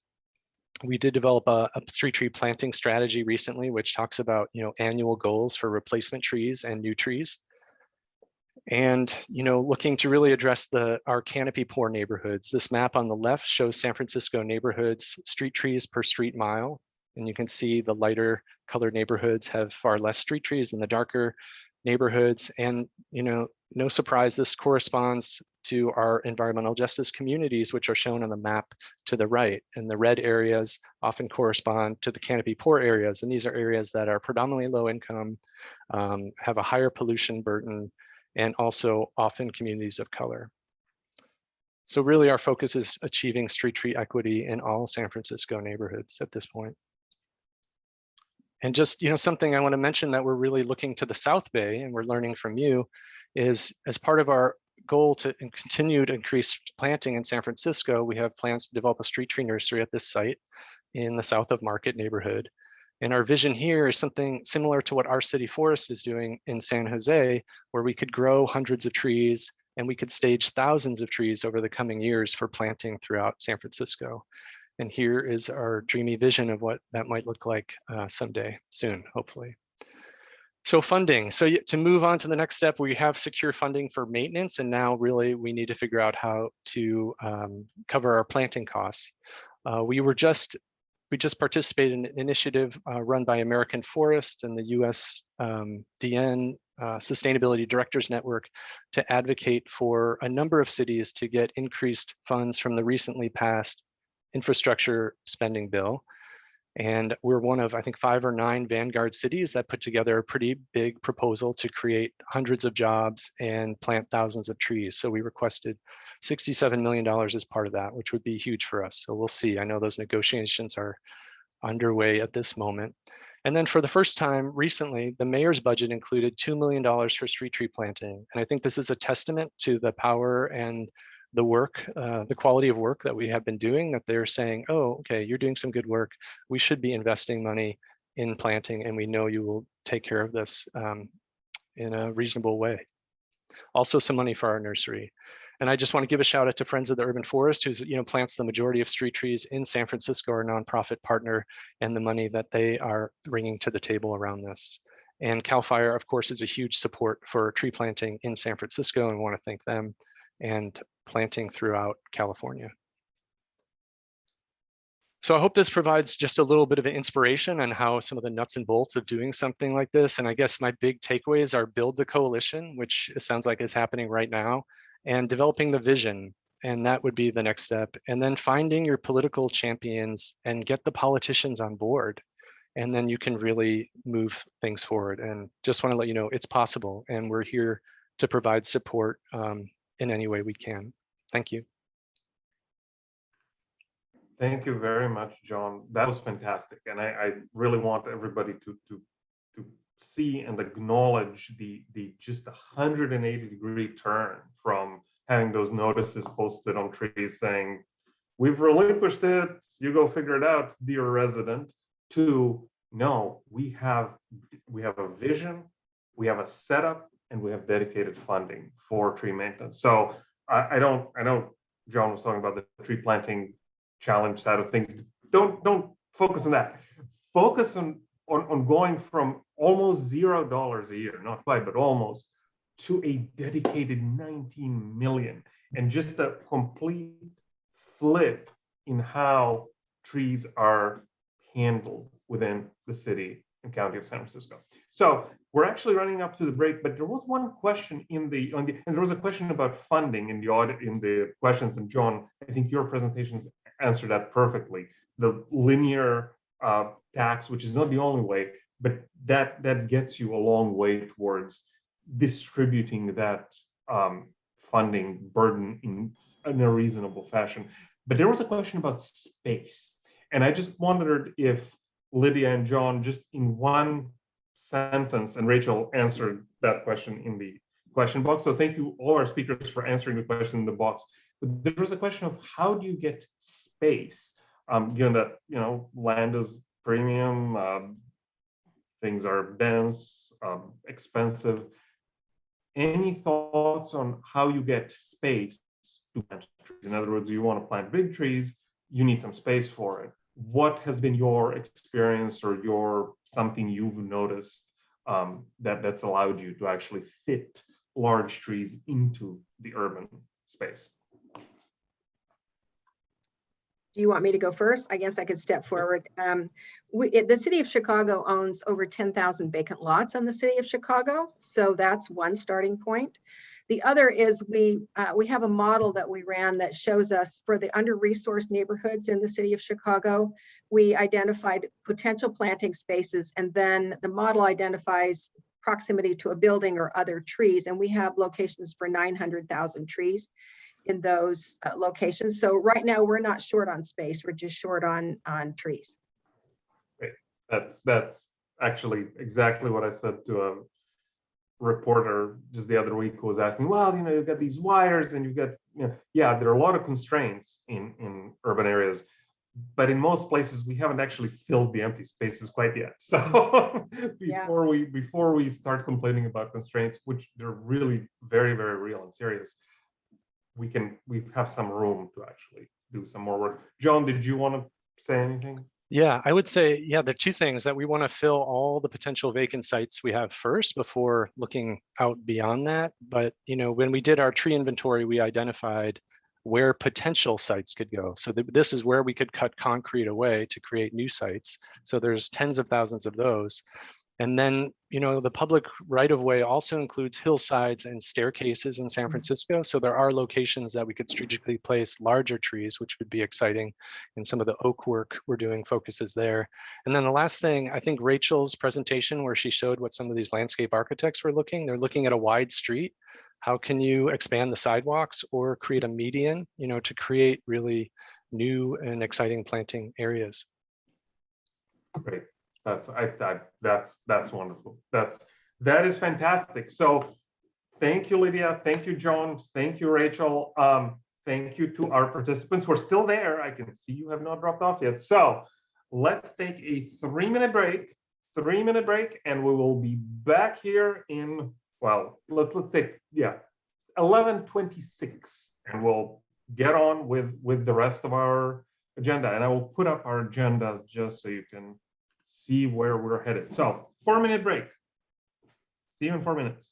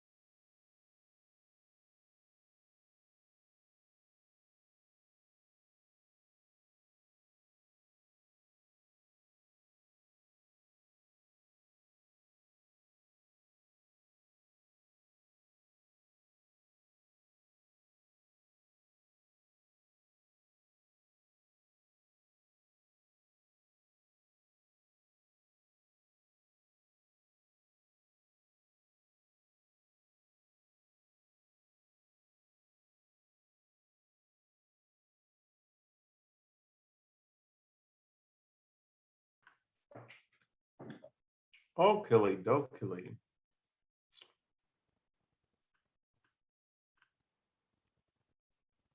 So, all right. Are we back? Hello. Okay, Jake is back. Excellent. Olivia never left. Or her. Okay, well, let's get going again. Jacob, I presume you're ready to go? Sound check okay? Sound check sounds great. Yes. Okay, well, I will turn it over to you and welcome back, everyone. And now we're going to talk about data management analysis. So we talked about tree valuation, tree policies. Now let's talk a little bit about the kinds of data you might need, the kinds of data you might want, and what's new in the data world. Jacob, take it away. All right, everyone. Just want to mirror how wonderful the speakers have been so far. On my to-do list to learn about Chicago, San Francisco, LA, so really beneficial. Yeah, I was thinking about what we learned so far, what I learned, and we went over goals, challenges, success stories, lessons learned on the structural policy level. So maybe the structure would be the bones, implementation, the muscles, but what about the lifeblood? And that I see is the data. So the data behind this organism. So that's where my mind's at. And so let's dive right in. First, I got to give you my background. I'm from Planet Geo, and we are a company in the urban forestry world that provides the full spectrum of consulting, technology, and GIS software for urban trees and green spaces in general. So that's who I am, and you may have heard of us and may have heard of Tree Plotter, our software suite. So here's the NASCAR again. I love that that analogy there. It'd be fun to see this on race cars. So we're in a regional collaboration, and we have some key questions. And this is what I think we can really revolve our decisions around is just what data do we have and what data do we need? How can we get there, and how do we know it's working? And so just a real simple model. And I would say, you know, we're doing the haves and the needs and a bit of the how, and hopefully next year we'll get further along these bullet points, right? So again, this is a helpful guide of the 6 areas, and maybe we can just think for a second about what data means for these 6 areas, how it can stay constant, stay flowing, stay thriving, and how these influence each other, and what the information can tell us. So that's what I'm thinking right now. And I also want to reiterate something that Rachel mentioned, a pretty similar version of this. If you had to come up with the prime directive, the #1 goal of urban forestry, it might be something along these lines of maximizing benefits and doing it equitably while minimizing the costs, and doing that equitably as well. So if that were one statement, this would, I think, be a good one. And I'm going to just not even go into this one because we know tree benefits, and here's yet another cool graphic. And I think we also know some of the costs. And what would data do to minimize these costs? Well, we could deal with the sidewalk damage as before it became this significant. We could learn about the right tree, right place, and what would be different. And we can do upstream prevention, like we already talked about, that the benefits will be retiring and hopefully enjoying our retirement while seeing the benefits. But we got to do the work now and treat it as an upstream problem. So I was just doing some reading, and here's a great example of maximizing the benefits and minimizing the costs, and what happens when we don't have good data and good action. We do find these benefits can deteriorate, and we have to manage the costs. And here's just one example in San Jose. And I'm assuming you've all heard about this concept. It made a lot of news this year. In addition to the heat waves, American Forests announced their nationwide tree equity scoring system. And so pretty simple that the costs and benefits are disproportionate, and they're directly tied to other cumulative health impacts and poverty and racism play a role, and this has been happened by design, and we have to design a solution with equity at the heart. Okay, so yes, we are sort of in the what do we have, what do we need type phase, I believe. We have some good hows, and we luckily have some great examples already, and we can use those examples to get to these bottom 2 bullet points. Real quick, just so you have a background on how data is measured and managed in urban forestry world, we use the top-down, bottom-up analogy, and I'll show you what both of those look like. So the top down is your tree canopy assessment. Lydia showed us a bit of that in Chicago, and we saw some other places as well with our other speakers.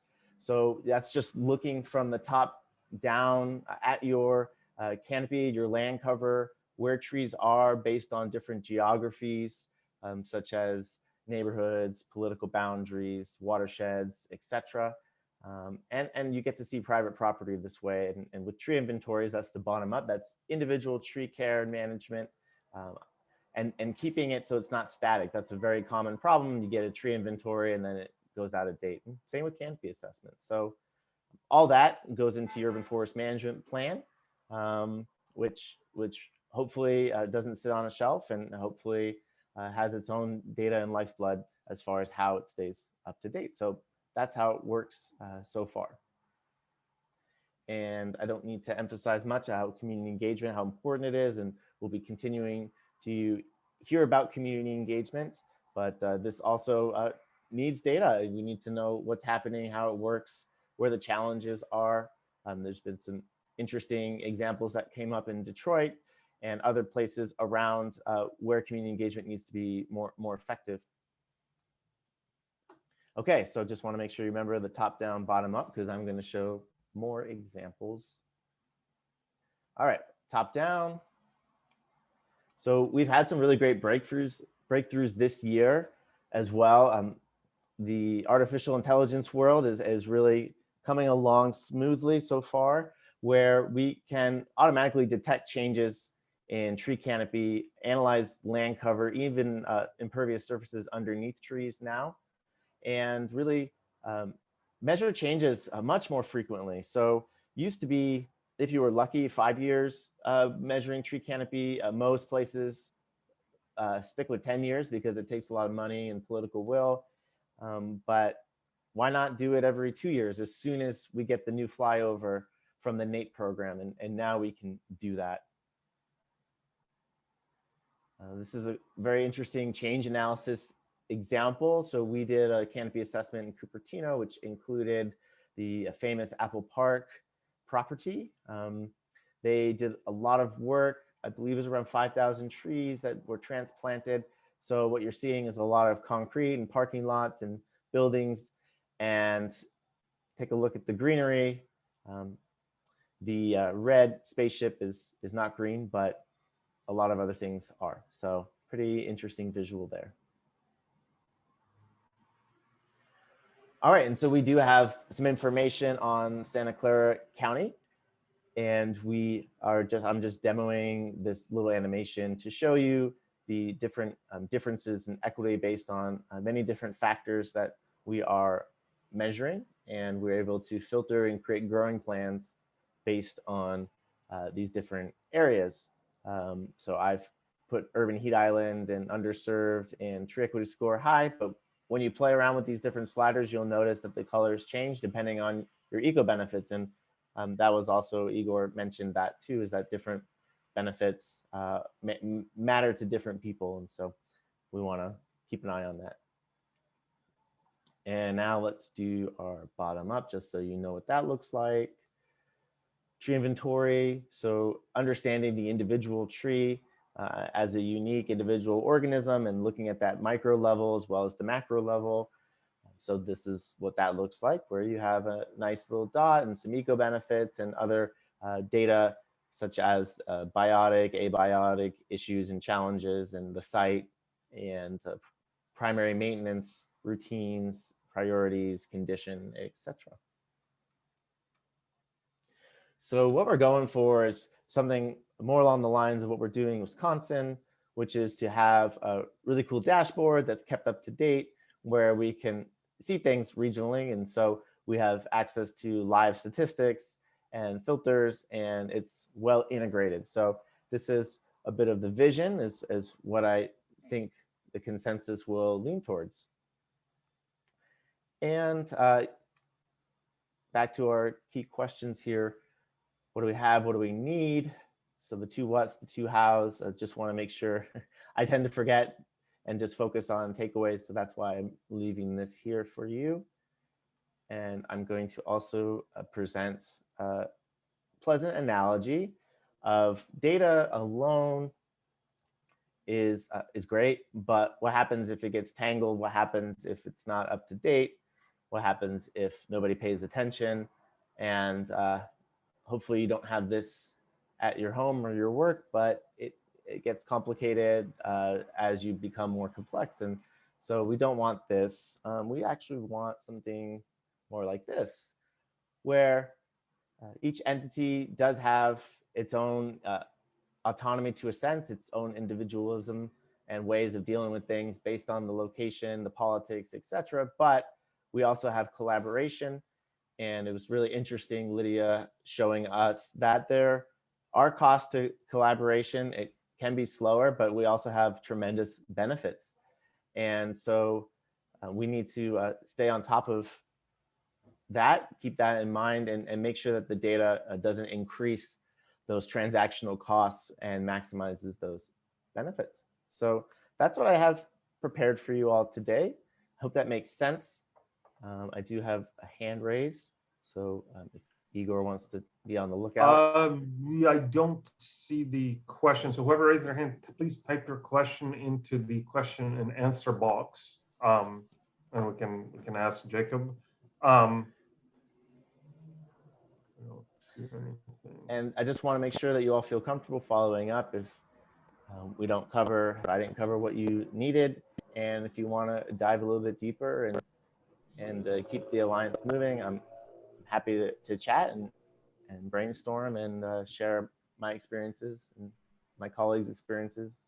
So our networks are important. So take this into account if you'd like. And that's what I have for you. So. Fantastic. Thank you very much, Jacob. I think we can roll right on ahead to Maya, and we'll have a few minutes for questions at the end of this segment. So continue with the data and visualization theme. Maya, please take it away. Hey everyone, thank you so much, Igor. Let's see, hopefully, can you all see this well? Okay, cool. My name is Maya Briones, and I'm the former community forestry manager at Canopy. I recently changed roles as I transitioned to graduate school, but I'm really grateful to be here and participate in the conversation today. As the title slide suggests, I'll be talking to y'all about practical application of Canopy analysis. And so I'll be sharing about two tools that we at Canopy use to support our work in urban forestry. Before I continue, I want to acknowledge that I am working on the homeland of a few Indigenous communities. We at Canopy are planting trees on the ancestral lands of the Ramaytush and Muwekma people, and I want to thank them for their historical and continued stewardship of the land. So our mission at Canopy, we're an urban forestry nonprofit that serves communities in the Mid-Peninsula from Mountain View to North Fair Oaks.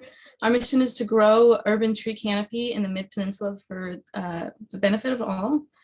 And we prioritize tree planting and stewardship, education, and advocacy in communities where people do not have a thriving urban forest due to historical competing priorities and historical development patterns. So Canopy uses a tool called Tree Plotter that is a product of Planet Geo that Jacob works. We use Tree Plotter to manage our data records.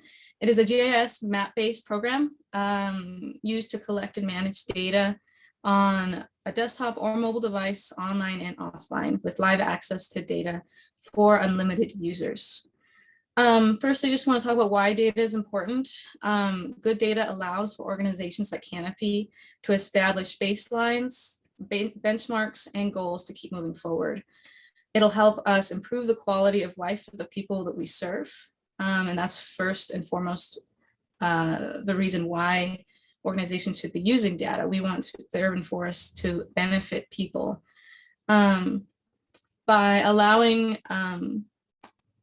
streamlined data and to measure and take action, this data can help enable an organization to improve the quality of people's lives. And healthy urban forests have great impact on people's lives. So I use Tree Plotter in my daily duties at Canopy. I won't go through everything that the tool can do, but I will line out some of the major components that we use to support urban forestry efforts. I'll walk through the practical application of analysis, including data collection, tracking health data, assessing program strengths, opportunities for community engagement, and overall community forestry management. So it's important to note that Canopy has a custom-built tree plotter database that was purchased by the city of Palo Alto, though we use the program across all communities that we serve. The data that we use on this platform is used for tracking plantings, tree numbers, reporting, etc.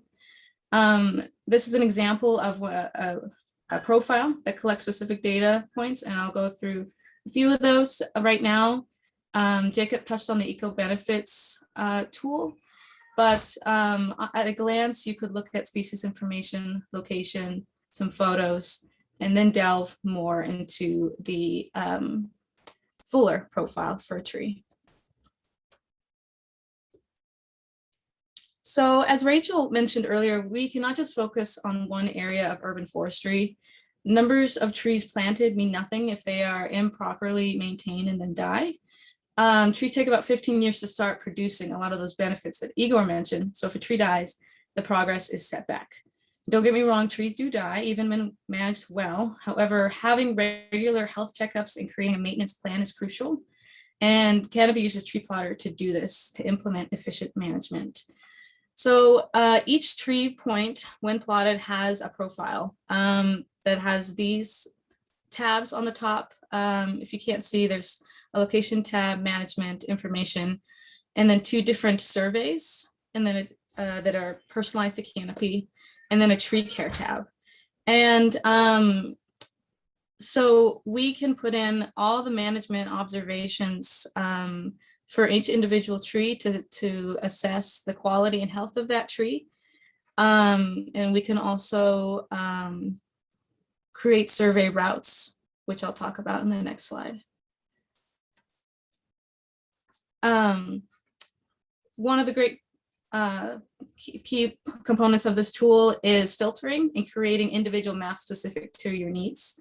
So I build community tree plantings through tailored maps, and but it also can be used to create tree health checkup routes. So management, as I said, is really important. And so to be efficient and to implement a management plan, creating routes that staff or otherwise can take to go ahead and inspect those trees and write down the data, or not write down, but put the data into Tree Plotter where it's collected and stored to later go and do an analysis and create future plans is really important. So you can filter by any fields in Tree Plotter. You can filter by the genus, the DSH, land use, etc.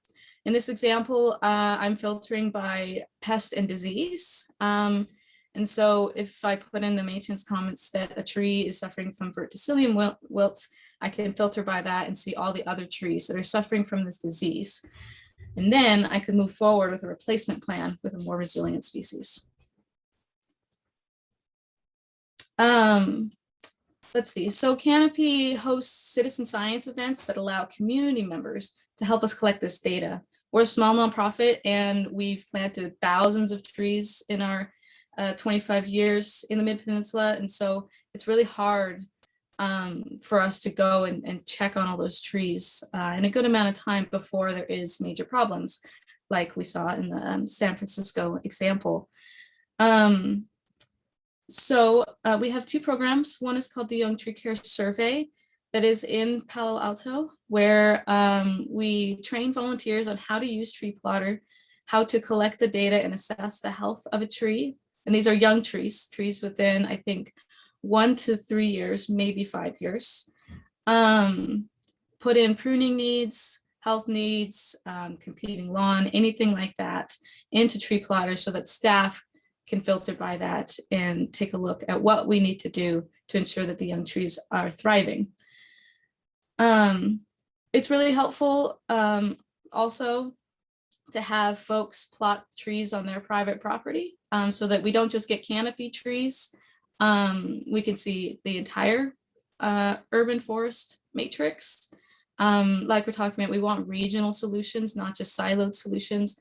And so engaging community members to use this device, this tool, which, like I said, is open and can be used on and offline and on tablets and such, is really beneficial and also helps steward community engagement and community value in their own urban forest and foster care and ownership. And then our other, survey that we do is the Great Oak Count, which is specifically to historic oaks in Palo Alto to see how they're doing and if there's any threat of failure.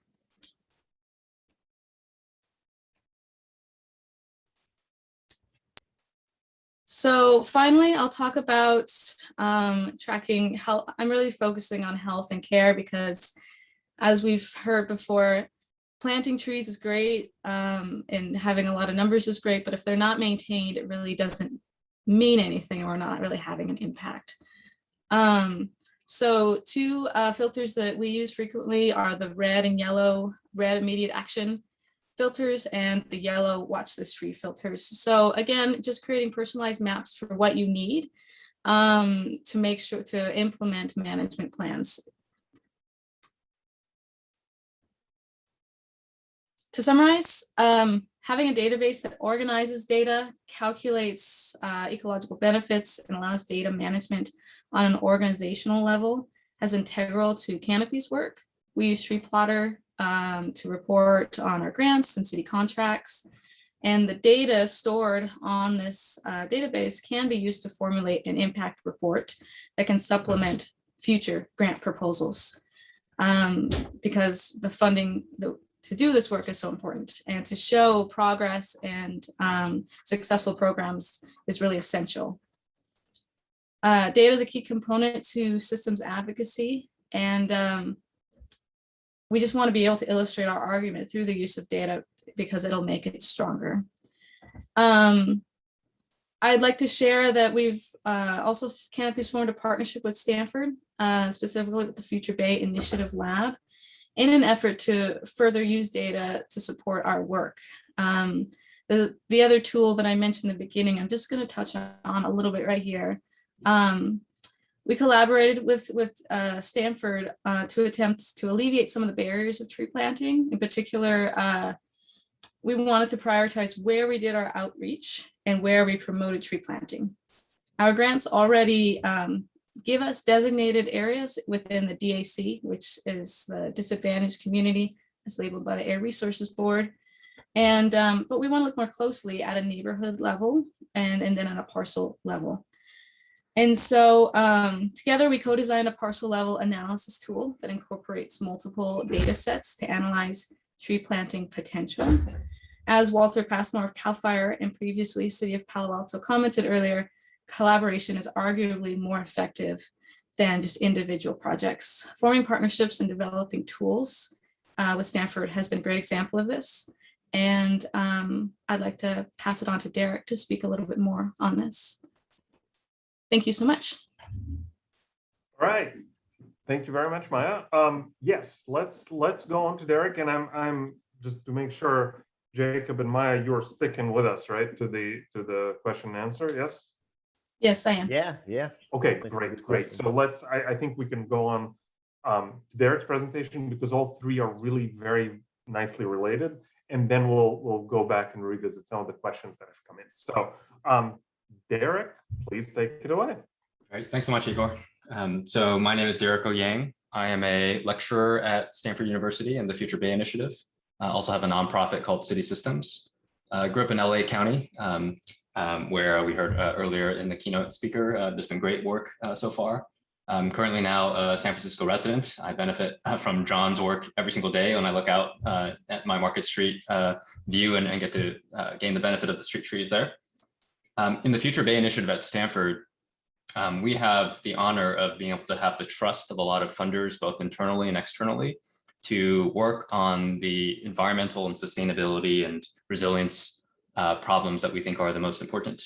But really what we do is we trust our partners to really identify what the key priorities should be to support communities in the Bay Area. And that's looked like work for the last few years really intensely on sea level rise and one of the climate hazards that impact the Bay Area.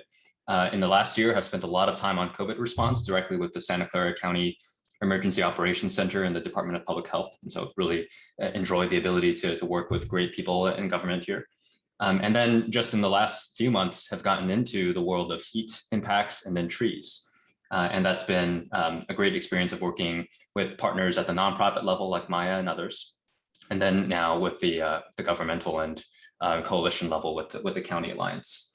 And we've been inspired by other groups doing this kind of innovative academic community government partnership, like the aforementioned USC initiative down in LA. I'm going to talk about some of what I think is on the horizon for data analysis, and it's going to pick up on a lot of the threads we've already introduced throughout the whole morning. And I'll try to crystallize just what each of us as coalition members can expect and should demand moving forward as part of the benefit of working together and using the best available science, data, technology. So I'm going to just do three quick themes, and then we'll jump to that group discussion. So first, picking up really just where Jacob left off with the potential for satellite imagery. I want to first just remind folks that we start with probably a familiarity with the ability for certain kinds of satellite imagery that are widely available through Landsat satellites and the kind of spectrum of radiation that they can see, some of it visible light, some of it infrared light, and standard practice ways, as you can see in the formula on the left, to figure out kind of what is green, what is vegetation. And that's kind of where we're all starting from, at least as the baseline approach to thinking about satellite imagery and how it can help us with understanding Canopy.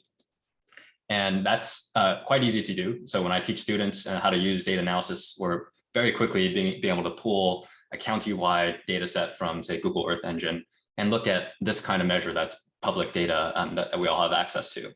But there is a problem with NDVI in particular when we're talking about urban forestry. And part of the problem is that it can figure out vegetation, but can't necessarily distinguish between like a big grassy field and trees, and can't also be attuned to the seasonal changes in the actual greenness of trees. So you would expect a lot of noisiness in this data set, which makes it hard to really get down to the focused questions we have, like how has tree canopy changed over time?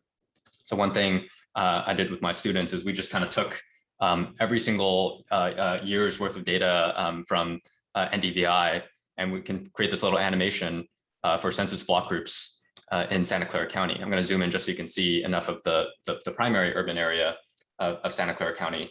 And notice how we're kind of going from the 90s into present day. And overall, NDVI is increasing here, which would be correlated with sort of what we expect, more and more green. But notice how it was varying very widely from year to year. And I think this is just noise that makes NDVI a little bit of a challenge to really use for policymaking and for the kind of work we want to do, because that noise could be just, again, that difference between just grass and shrubs and bushes versus actual trees. And then is not necessarily finding the trend line in beneath the seasonal changes and year-to-year changes. So I think what we would all demand is a better source of data. And that's what Jacob hinted at is starting to become available, which is really you take the same satellite imagery, but you use machine learning methods and train it on ground truth knowledge to just get better and better at really understanding what's happening in the satellite data. And then you can combine it and layer with other data sets to make it more and more accurate.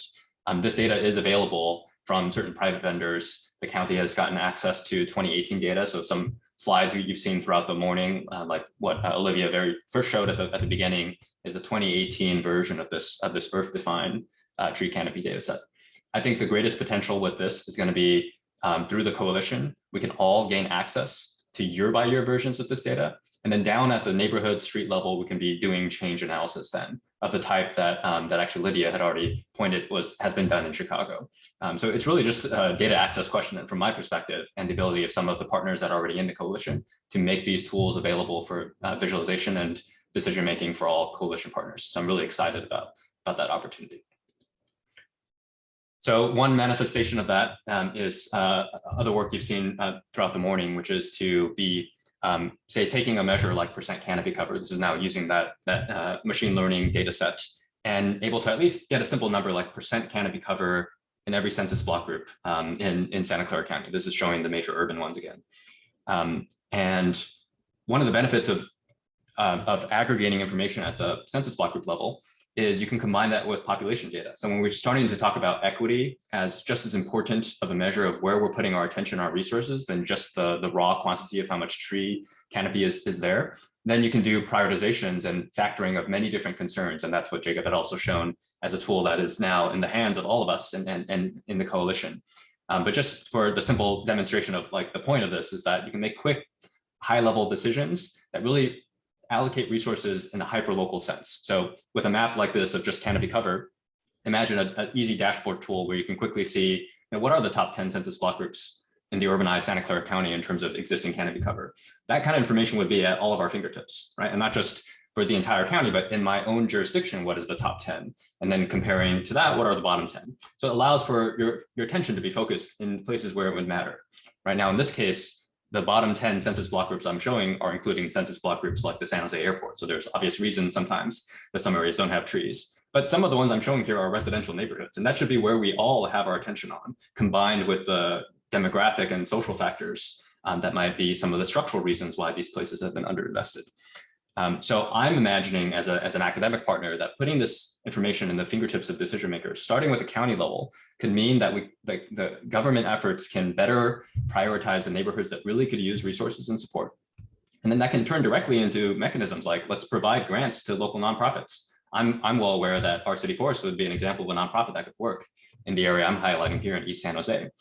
And then academic partners can still be involved, right? Actually, at the level of our city forest or Canopy, we can build even more precise tools. So there's the whole ecosystem that Jacob started to hint at the start of this section that can really be realized with a plethora of tools and partners that are available to help at each scale here. And I'm really excited about that possibility.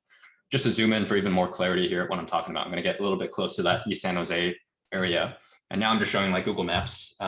And here's that Canopy data, again, that Earth-defined AI enhanced imagery. And just I'm picking an area where you can just really notice the difference from west to east here. On the left side of this image is around Coyote Creek and the neighborhoods that are just east of downtown. And then that sharp contrast once you pass a major freeway and get over to really East San Jose. And this is a place I've worked a lot recently on COVID response. So looking at this block, for example, this would be a series of block groups that you would expect a prioritization tool to really put resources and dollars to using the kind of decision-making apparatus I described. Now I'm going to zoom in and show what the actual canopy cover metric looks like here and make a different point, which is that the more hyper-local you can get with data techniques, the more precise your decision-making can go. And now we're way beyond, say, the coalition just providing resources. Now let's imagine we're in the driver's seat or in the passenger seat of groups like Maya's and Rhonda's and our city forest. So, this is just showing that there's some amount of low canopy cover in these particular block groups. But since we're using really raw data, we can also be showing to nonprofits what that looks like at the block by block level. Because when you're actually deciding just on a day-to-day basis where you're going to spend time knocking on doors or doing your operations, it helps to know down to this hyper-local level, right? Even further, this is just formal, streets around a block.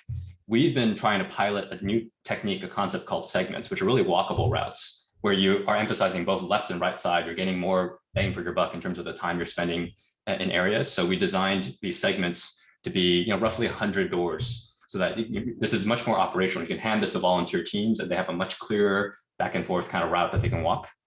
This has been piloted very specifically in COVID response by my team where we've worked with local community health organizations in East San Jose to offer free testing and now also encourage for vaccinations. This is happening every day, basically. They're going out to these types of segments we've designed.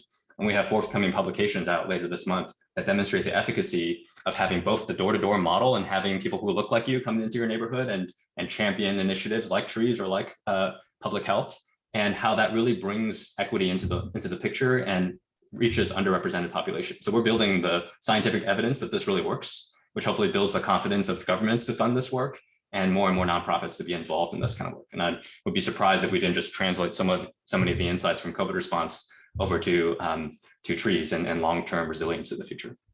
And then of course we can go all the way to the parcel level. And this could be valuable because you can have so much more rich information you plug into the property use type, whether it's a multifamily or it's a single family structure, renters versus owners, and that gets even more to the real gears level challenges that organizations face. And that's what Maya was alluding to, is the kind of work we've been trying to build with Maya, which is let's get all the way down to that parcel tool and let's really make it even more easy to do this kind of work. So we're not just looking at Canopy data at the parcel level. We can look at what the surface temperature is down to the parcel level. We can analyze exactly how much space there is to build. Lydia was kind of hinting at that in the availability of space, where you're factoring in the proximity of the buildings and other structures. We can look at foot traffic using cell phone data. That's something we've pioneered as well during the COVID response. And then the social vulnerability again, and then even very hyperlocal things like where's your closest bus stop. Imagine all that data just sitting there waiting to be used. And we're starting to show what that can look like, put in the hands of an organization like Maya. We're excited to build more of this for other coalition members, but just as a quick demo of what I'm talking about, the tool is a web application that can be in Maya's hands. This is showing North Fair Oaks and San Mateo County. And in this tool alone, you can be switching between an overall score, but looking at some of the raw measures like that land surface temperature I described, pedestrian traffic using cell phone data. You have the canopy cover, which we've already been talking about. All that's available to see. You can see how some of these measures were built using the raw satellite data. But what's most important, and what Jacob has hinted at before, is we need to put the subjective choice in the hands of the people who need it the most, which in this case, as a nonprofit organization, is, well, I've got all these different factors I can consider, but what if I could choose which ones I want to prioritize based on my local knowledge? So maybe I want to prioritize canopy cover, but also the thermal data, just how hot a neighborhood is. So I want to spend more time in places that don't have trees, but have a lot of heat. I can also say prioritize places that are really close to bus stops to really emphasize the public health concern. And notice that as I'm playing with these sliders, the map is updating in real time and leading to a direct result of just where on a day-to-day basis you can spend your time going and knocking on doors and using that community-led approach. So excited to put those kinds of tools in the hands of nonprofit partners. And there are many folks that are available to provide that service in the coalition. Okay, just getting to the last point here, just the importance of going all the way downstream to why we care about this in the first place. And I know Rita was kind of hinting at this as a question, so we're getting a little bit into the Q&A as well. Olivia had shown this as well. This is something the Stanford team helped produce, which is just, again, to make data that's already there. This is formal state level forecasting data on where places are going to get the hottest in the next few decades. And the point being made earlier was that it's really South County that's going to get hit here. All that data is available at your fingertips. You'll have access to these kinds of dashboards as part of the coalition. The ability to choose different thresholds of temperature, focus on census block groups versus jurisdictions. And then also really get that equity lens in place. So this is showing across the county, Latinx populations in red, non-Latinx in teal. And just, row to row here is from less exposure to heat to more exposure to heat. So the bottom bar here is some millions of people, some Latinx and some not, who are living in places that are going to be the hottest in the next few decades. And you can see an equity problem just told through the story here, just how many more Latinx populations are disproportionately exposed to hotter environments. And we can show that in a just pure percentage way as well. So that's a strong policy point to make, a political point to make, and really just direct action to support vulnerable members of our communities. Going even further, why do we care about heat? Well, obviously because we care about health impacts. And obviously there's a lot of context in just the recent month on just what this can mean to the bottom line of our agencies as well, our health agencies and so forth. So Stanford, we're trying to do something here. We have some research data that is this administrative anonymized data on hospitalizations. And we did some preliminary work earlier this year to look at data across the whole Bay Area and be picking the kinds of diagnoses when you go to an emergency department visit and have something related to heat illness. which could be the kind of urban heat island effects and heat wave problems we're all worried about. So we are starting to see emerging evidence that there's a relationship between the amount of trees you have and whether you're impacted heat-wise and health-wise. And the larger ecosystem that we're going to be building here is really that academic engine behind everything we're doing, where we can merge all these great new data sets, do statistical modeling, and really give that evidence base that Rita was asking, how do we get it possible to turn this into real policy? I think if you can make the clear case through data that's not just general research data, but data about the county's own environment, that is, this much increase in tree canopies appears to be associated with this decrease in hospitalizations, then you can talk money as well for the people who need to hear money and need to hear how much is already on the line for supporting the health challenges that our populations face. So we've already got a lot of this ecosystem set up. One thing I'm looking forward to is to not just use this anonymized sample set of hospital data, but to use the county's direct hospital data. And I know that's possible because we've been doing this great COVID work where we have direct access to health data. So I think it just takes bringing that framework to also caring about climate change moving forward. And I think that's going to benefit all of us from even making stronger cases about the relationship between trees, heat, and health. And I think that helps close some of the loops that have been brought up in this webinar. At the end of the day, we care about equity, we care about the well-being of our community members. And the better we can all tell that story through data, the lifeblood that Jacob mentioned, I think the better we're going to see resources flow in and the ability to do great work together. So I'm really looking forward to being part of that journey with you all. I'll leave it there and hand it back to Igor to facilitate the final Q&A here. Okay, fantastic. Thank you, Jacob, Maya, and Derek. And now we've got questions for you. And I think, again, to our attendees, I know some people had to leave because it's noon and all that, but just this was wonderful because Jacob got us started on that idea of top-down data versus bottom-up data. Maya demonstrated what it means to have the bottom-up data that can be used for operations. And I know for a lot of municipal agencies, there's always this question of, yeah, data, that's great, but I need a routing for my crew. Well, Maya demonstrated how you can go from that top-down data to develop that very operational side of things. So let's look at the questions. And of course, Derek showed us the potential for data. And I think this is another really exciting part, right? How you can go from the very global scale of things all the way down to that sort of street segment, which again, if we're trying to communicate to residents, that's what people experience typically. I mean, we experience the global conditions very much as we're all realizing now, but what we see in our everyday life is that very local side of things. So if we're able to communicate that part of the story, that I think that's immensely helpful. So let's just go through a couple of questions. So how does a city keep its tree inventory current? Wouldn't that require funding? And the answer is yes, absolutely. I don't know if anybody wants to pick up on it, maybe Maya or whoever would like to talk about how that piece is handled. Sure, I can speak after Maya. Oh, Sorry, both go Jacob first. and Maya, Give a fantastic. thought, yeah. Okay, Maya, then thanks, Jacob. Jacob. All right. Yeah, so it does need to constantly be updated, which is what all of our surveys do every year, and the city of Palo Alto updates their inventory on the same platform as well.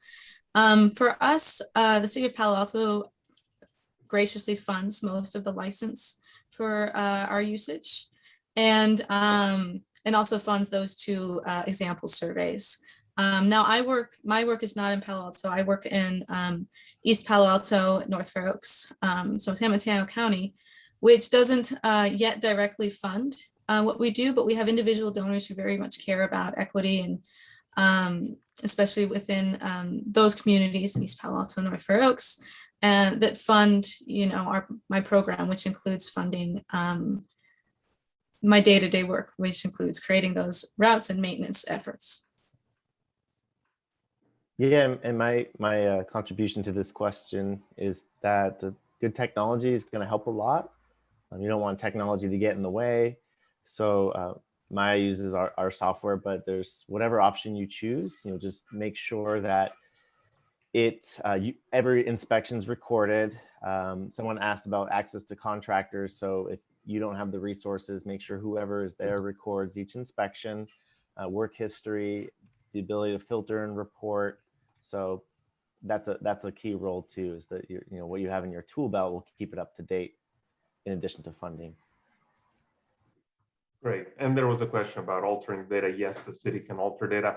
And it's really, urban tree inventories have moved from being this sort of slightly esoteric thing 25 years ago, this sort of data thing that somebody had and then somebody can use, to really being part of the normal urban forestry operations. So we have a long way to go, and there's a lot of room for improvement, as all of our speakers pointed out, right? These exciting developments, but we really have, I think, crossed the bridge from seeing tree inventory as something that you do every couple of decades, and then it sits on the shelf, to really seeing it as just being part of your urban forest operation. So yeah, it has to be funded. There are some state grants for tree inventories for locations don't have any at all. So there's ways to get started, and then yes, you would put that into your operations. Okay. Let's see. Whoa, the questions are disappearing in front of me. Okay. There was still a question about underground root area requirements. I don't know that that's the ideal question for today, but if any of our speakers have thoughts on innovative ways to fit trees into the landscape, and I know Maya, Canopy has done a lot of tree planting in all kinds of situations. What's your sort of approach to fitting trees into the landscape?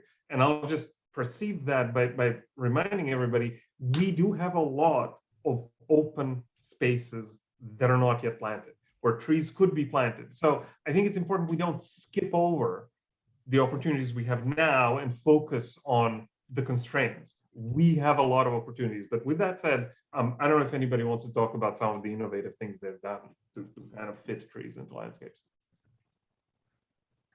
I'll just chime in really quickly that I'd be interested to hear innovations. We're still always kind of looking at what are we going to do next, and how do we balance the needs for housing, for community open space. This is a complex situation, which is why I think collaboration is so important, because I think it's going to be a bit about values. Because even so, the city is about 35% done with our street tree inventory, and we already have nearly 100,000 vacant locations. A lot of those are 4-foot parkways.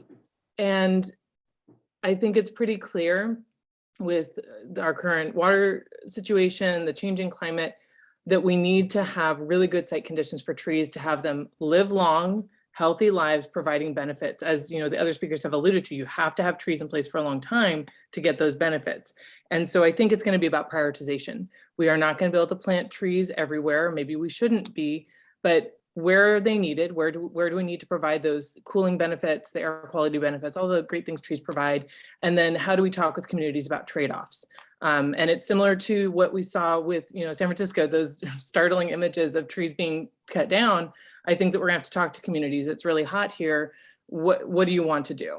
Where do you want to have this prioritized? Where are the key corridors that we need to plant in? And it's going to be dynamic. You're going to be talking with community, you're going to be talking with policymakers, and you're having to balance multiple. The public right of way in Los Angeles is like the most, it's like the Wild West a little bit. There's so many competing uses and needs in that space. And I assume that it's probably the same for you. But how do we have more healthy, long-lived trees? And how do we determine where we prioritize those locations, which the data is so vital to doing? And I'll just add onto that, thanks Rachel, that at Canopy, our motto is right tree for right place, especially for my work, which is in East Palo Alto. The parcels and spaces are drastically different than in Palo Alto. Smaller parcel size, less plantable area, more concrete, more utility conflicts, for example. And so we really, on the staff side, need to understand tree species selection, root systems, height, width, everything like that at full maturity. But also I want to point to in terms of innovation, that's I think the partnership that Derek and I have formed to create that parcel analysis tool to do that prioritization that Rachel just mentioned. because if we don't prioritize and have a really focused approach, then we might not be as effective or successful as we hope to be. And that's just a great example of partnership, collaboration, and innovation for tree space selection. Great. Well, thank you both, Maya and Rachel. Those were really insightful answers. And again, I think it's important we acknowledge the constraints, but we also acknowledge the benefits. And the use of public space, public right of way, was never not contentious. There's always a discussion. Some people want more parking. Some people want less parking. Some people want larger sidewalks, et cetera, et cetera. So it's always been a conversation, and it'll continue to be a conversation. I think we've tried to hit all of the questions. There's a question about drought, and I mentioned that in my presentation. The thing there will be to figure out the water needs for each tree, and the water needs, especially for young trees, are very, very small compared to all the water we use. And then to prioritize trees over other parts of the landscape. And there is a number of technical challenges with that. Sometimes how you get water to the tree can be very difficult. And then we are very clearly going to need to look at so-called new sources of water, which really is going to mean recycled water where that's feasible. It might mean gray water to supplement other landscape water needs, so you can save the potable water for the trees, and so on. So there going to be, again, prioritization. I think that sort of seems to be the leitmotif here, and conversations, and explaining and really having a conversation about where we want to invest the water we have, with the understanding that yes, we need to invest some water. So I think that's it. I think we tried to hit everything. Yes, for a notice from Chris. If you are looking to get ISA CEUs, please look at the chat box now, because you will need to email your name and your ISA certification number to Chris, which is chris.curry@ceo.scc.gov.org. And I'm not going to make Chris and Arish wave at us, because they are the sort of spirits behind this entire project. But maybe they can wave if they would like to wave. I don't know. Okay, wave. Okay, Chris is here. Wave. Okay, excellent. Okay, wonderful. And then, of course, the actual people who made it happen, Olivia and Sumner. You can wave if you like. I'm not going to make anybody wave anymore.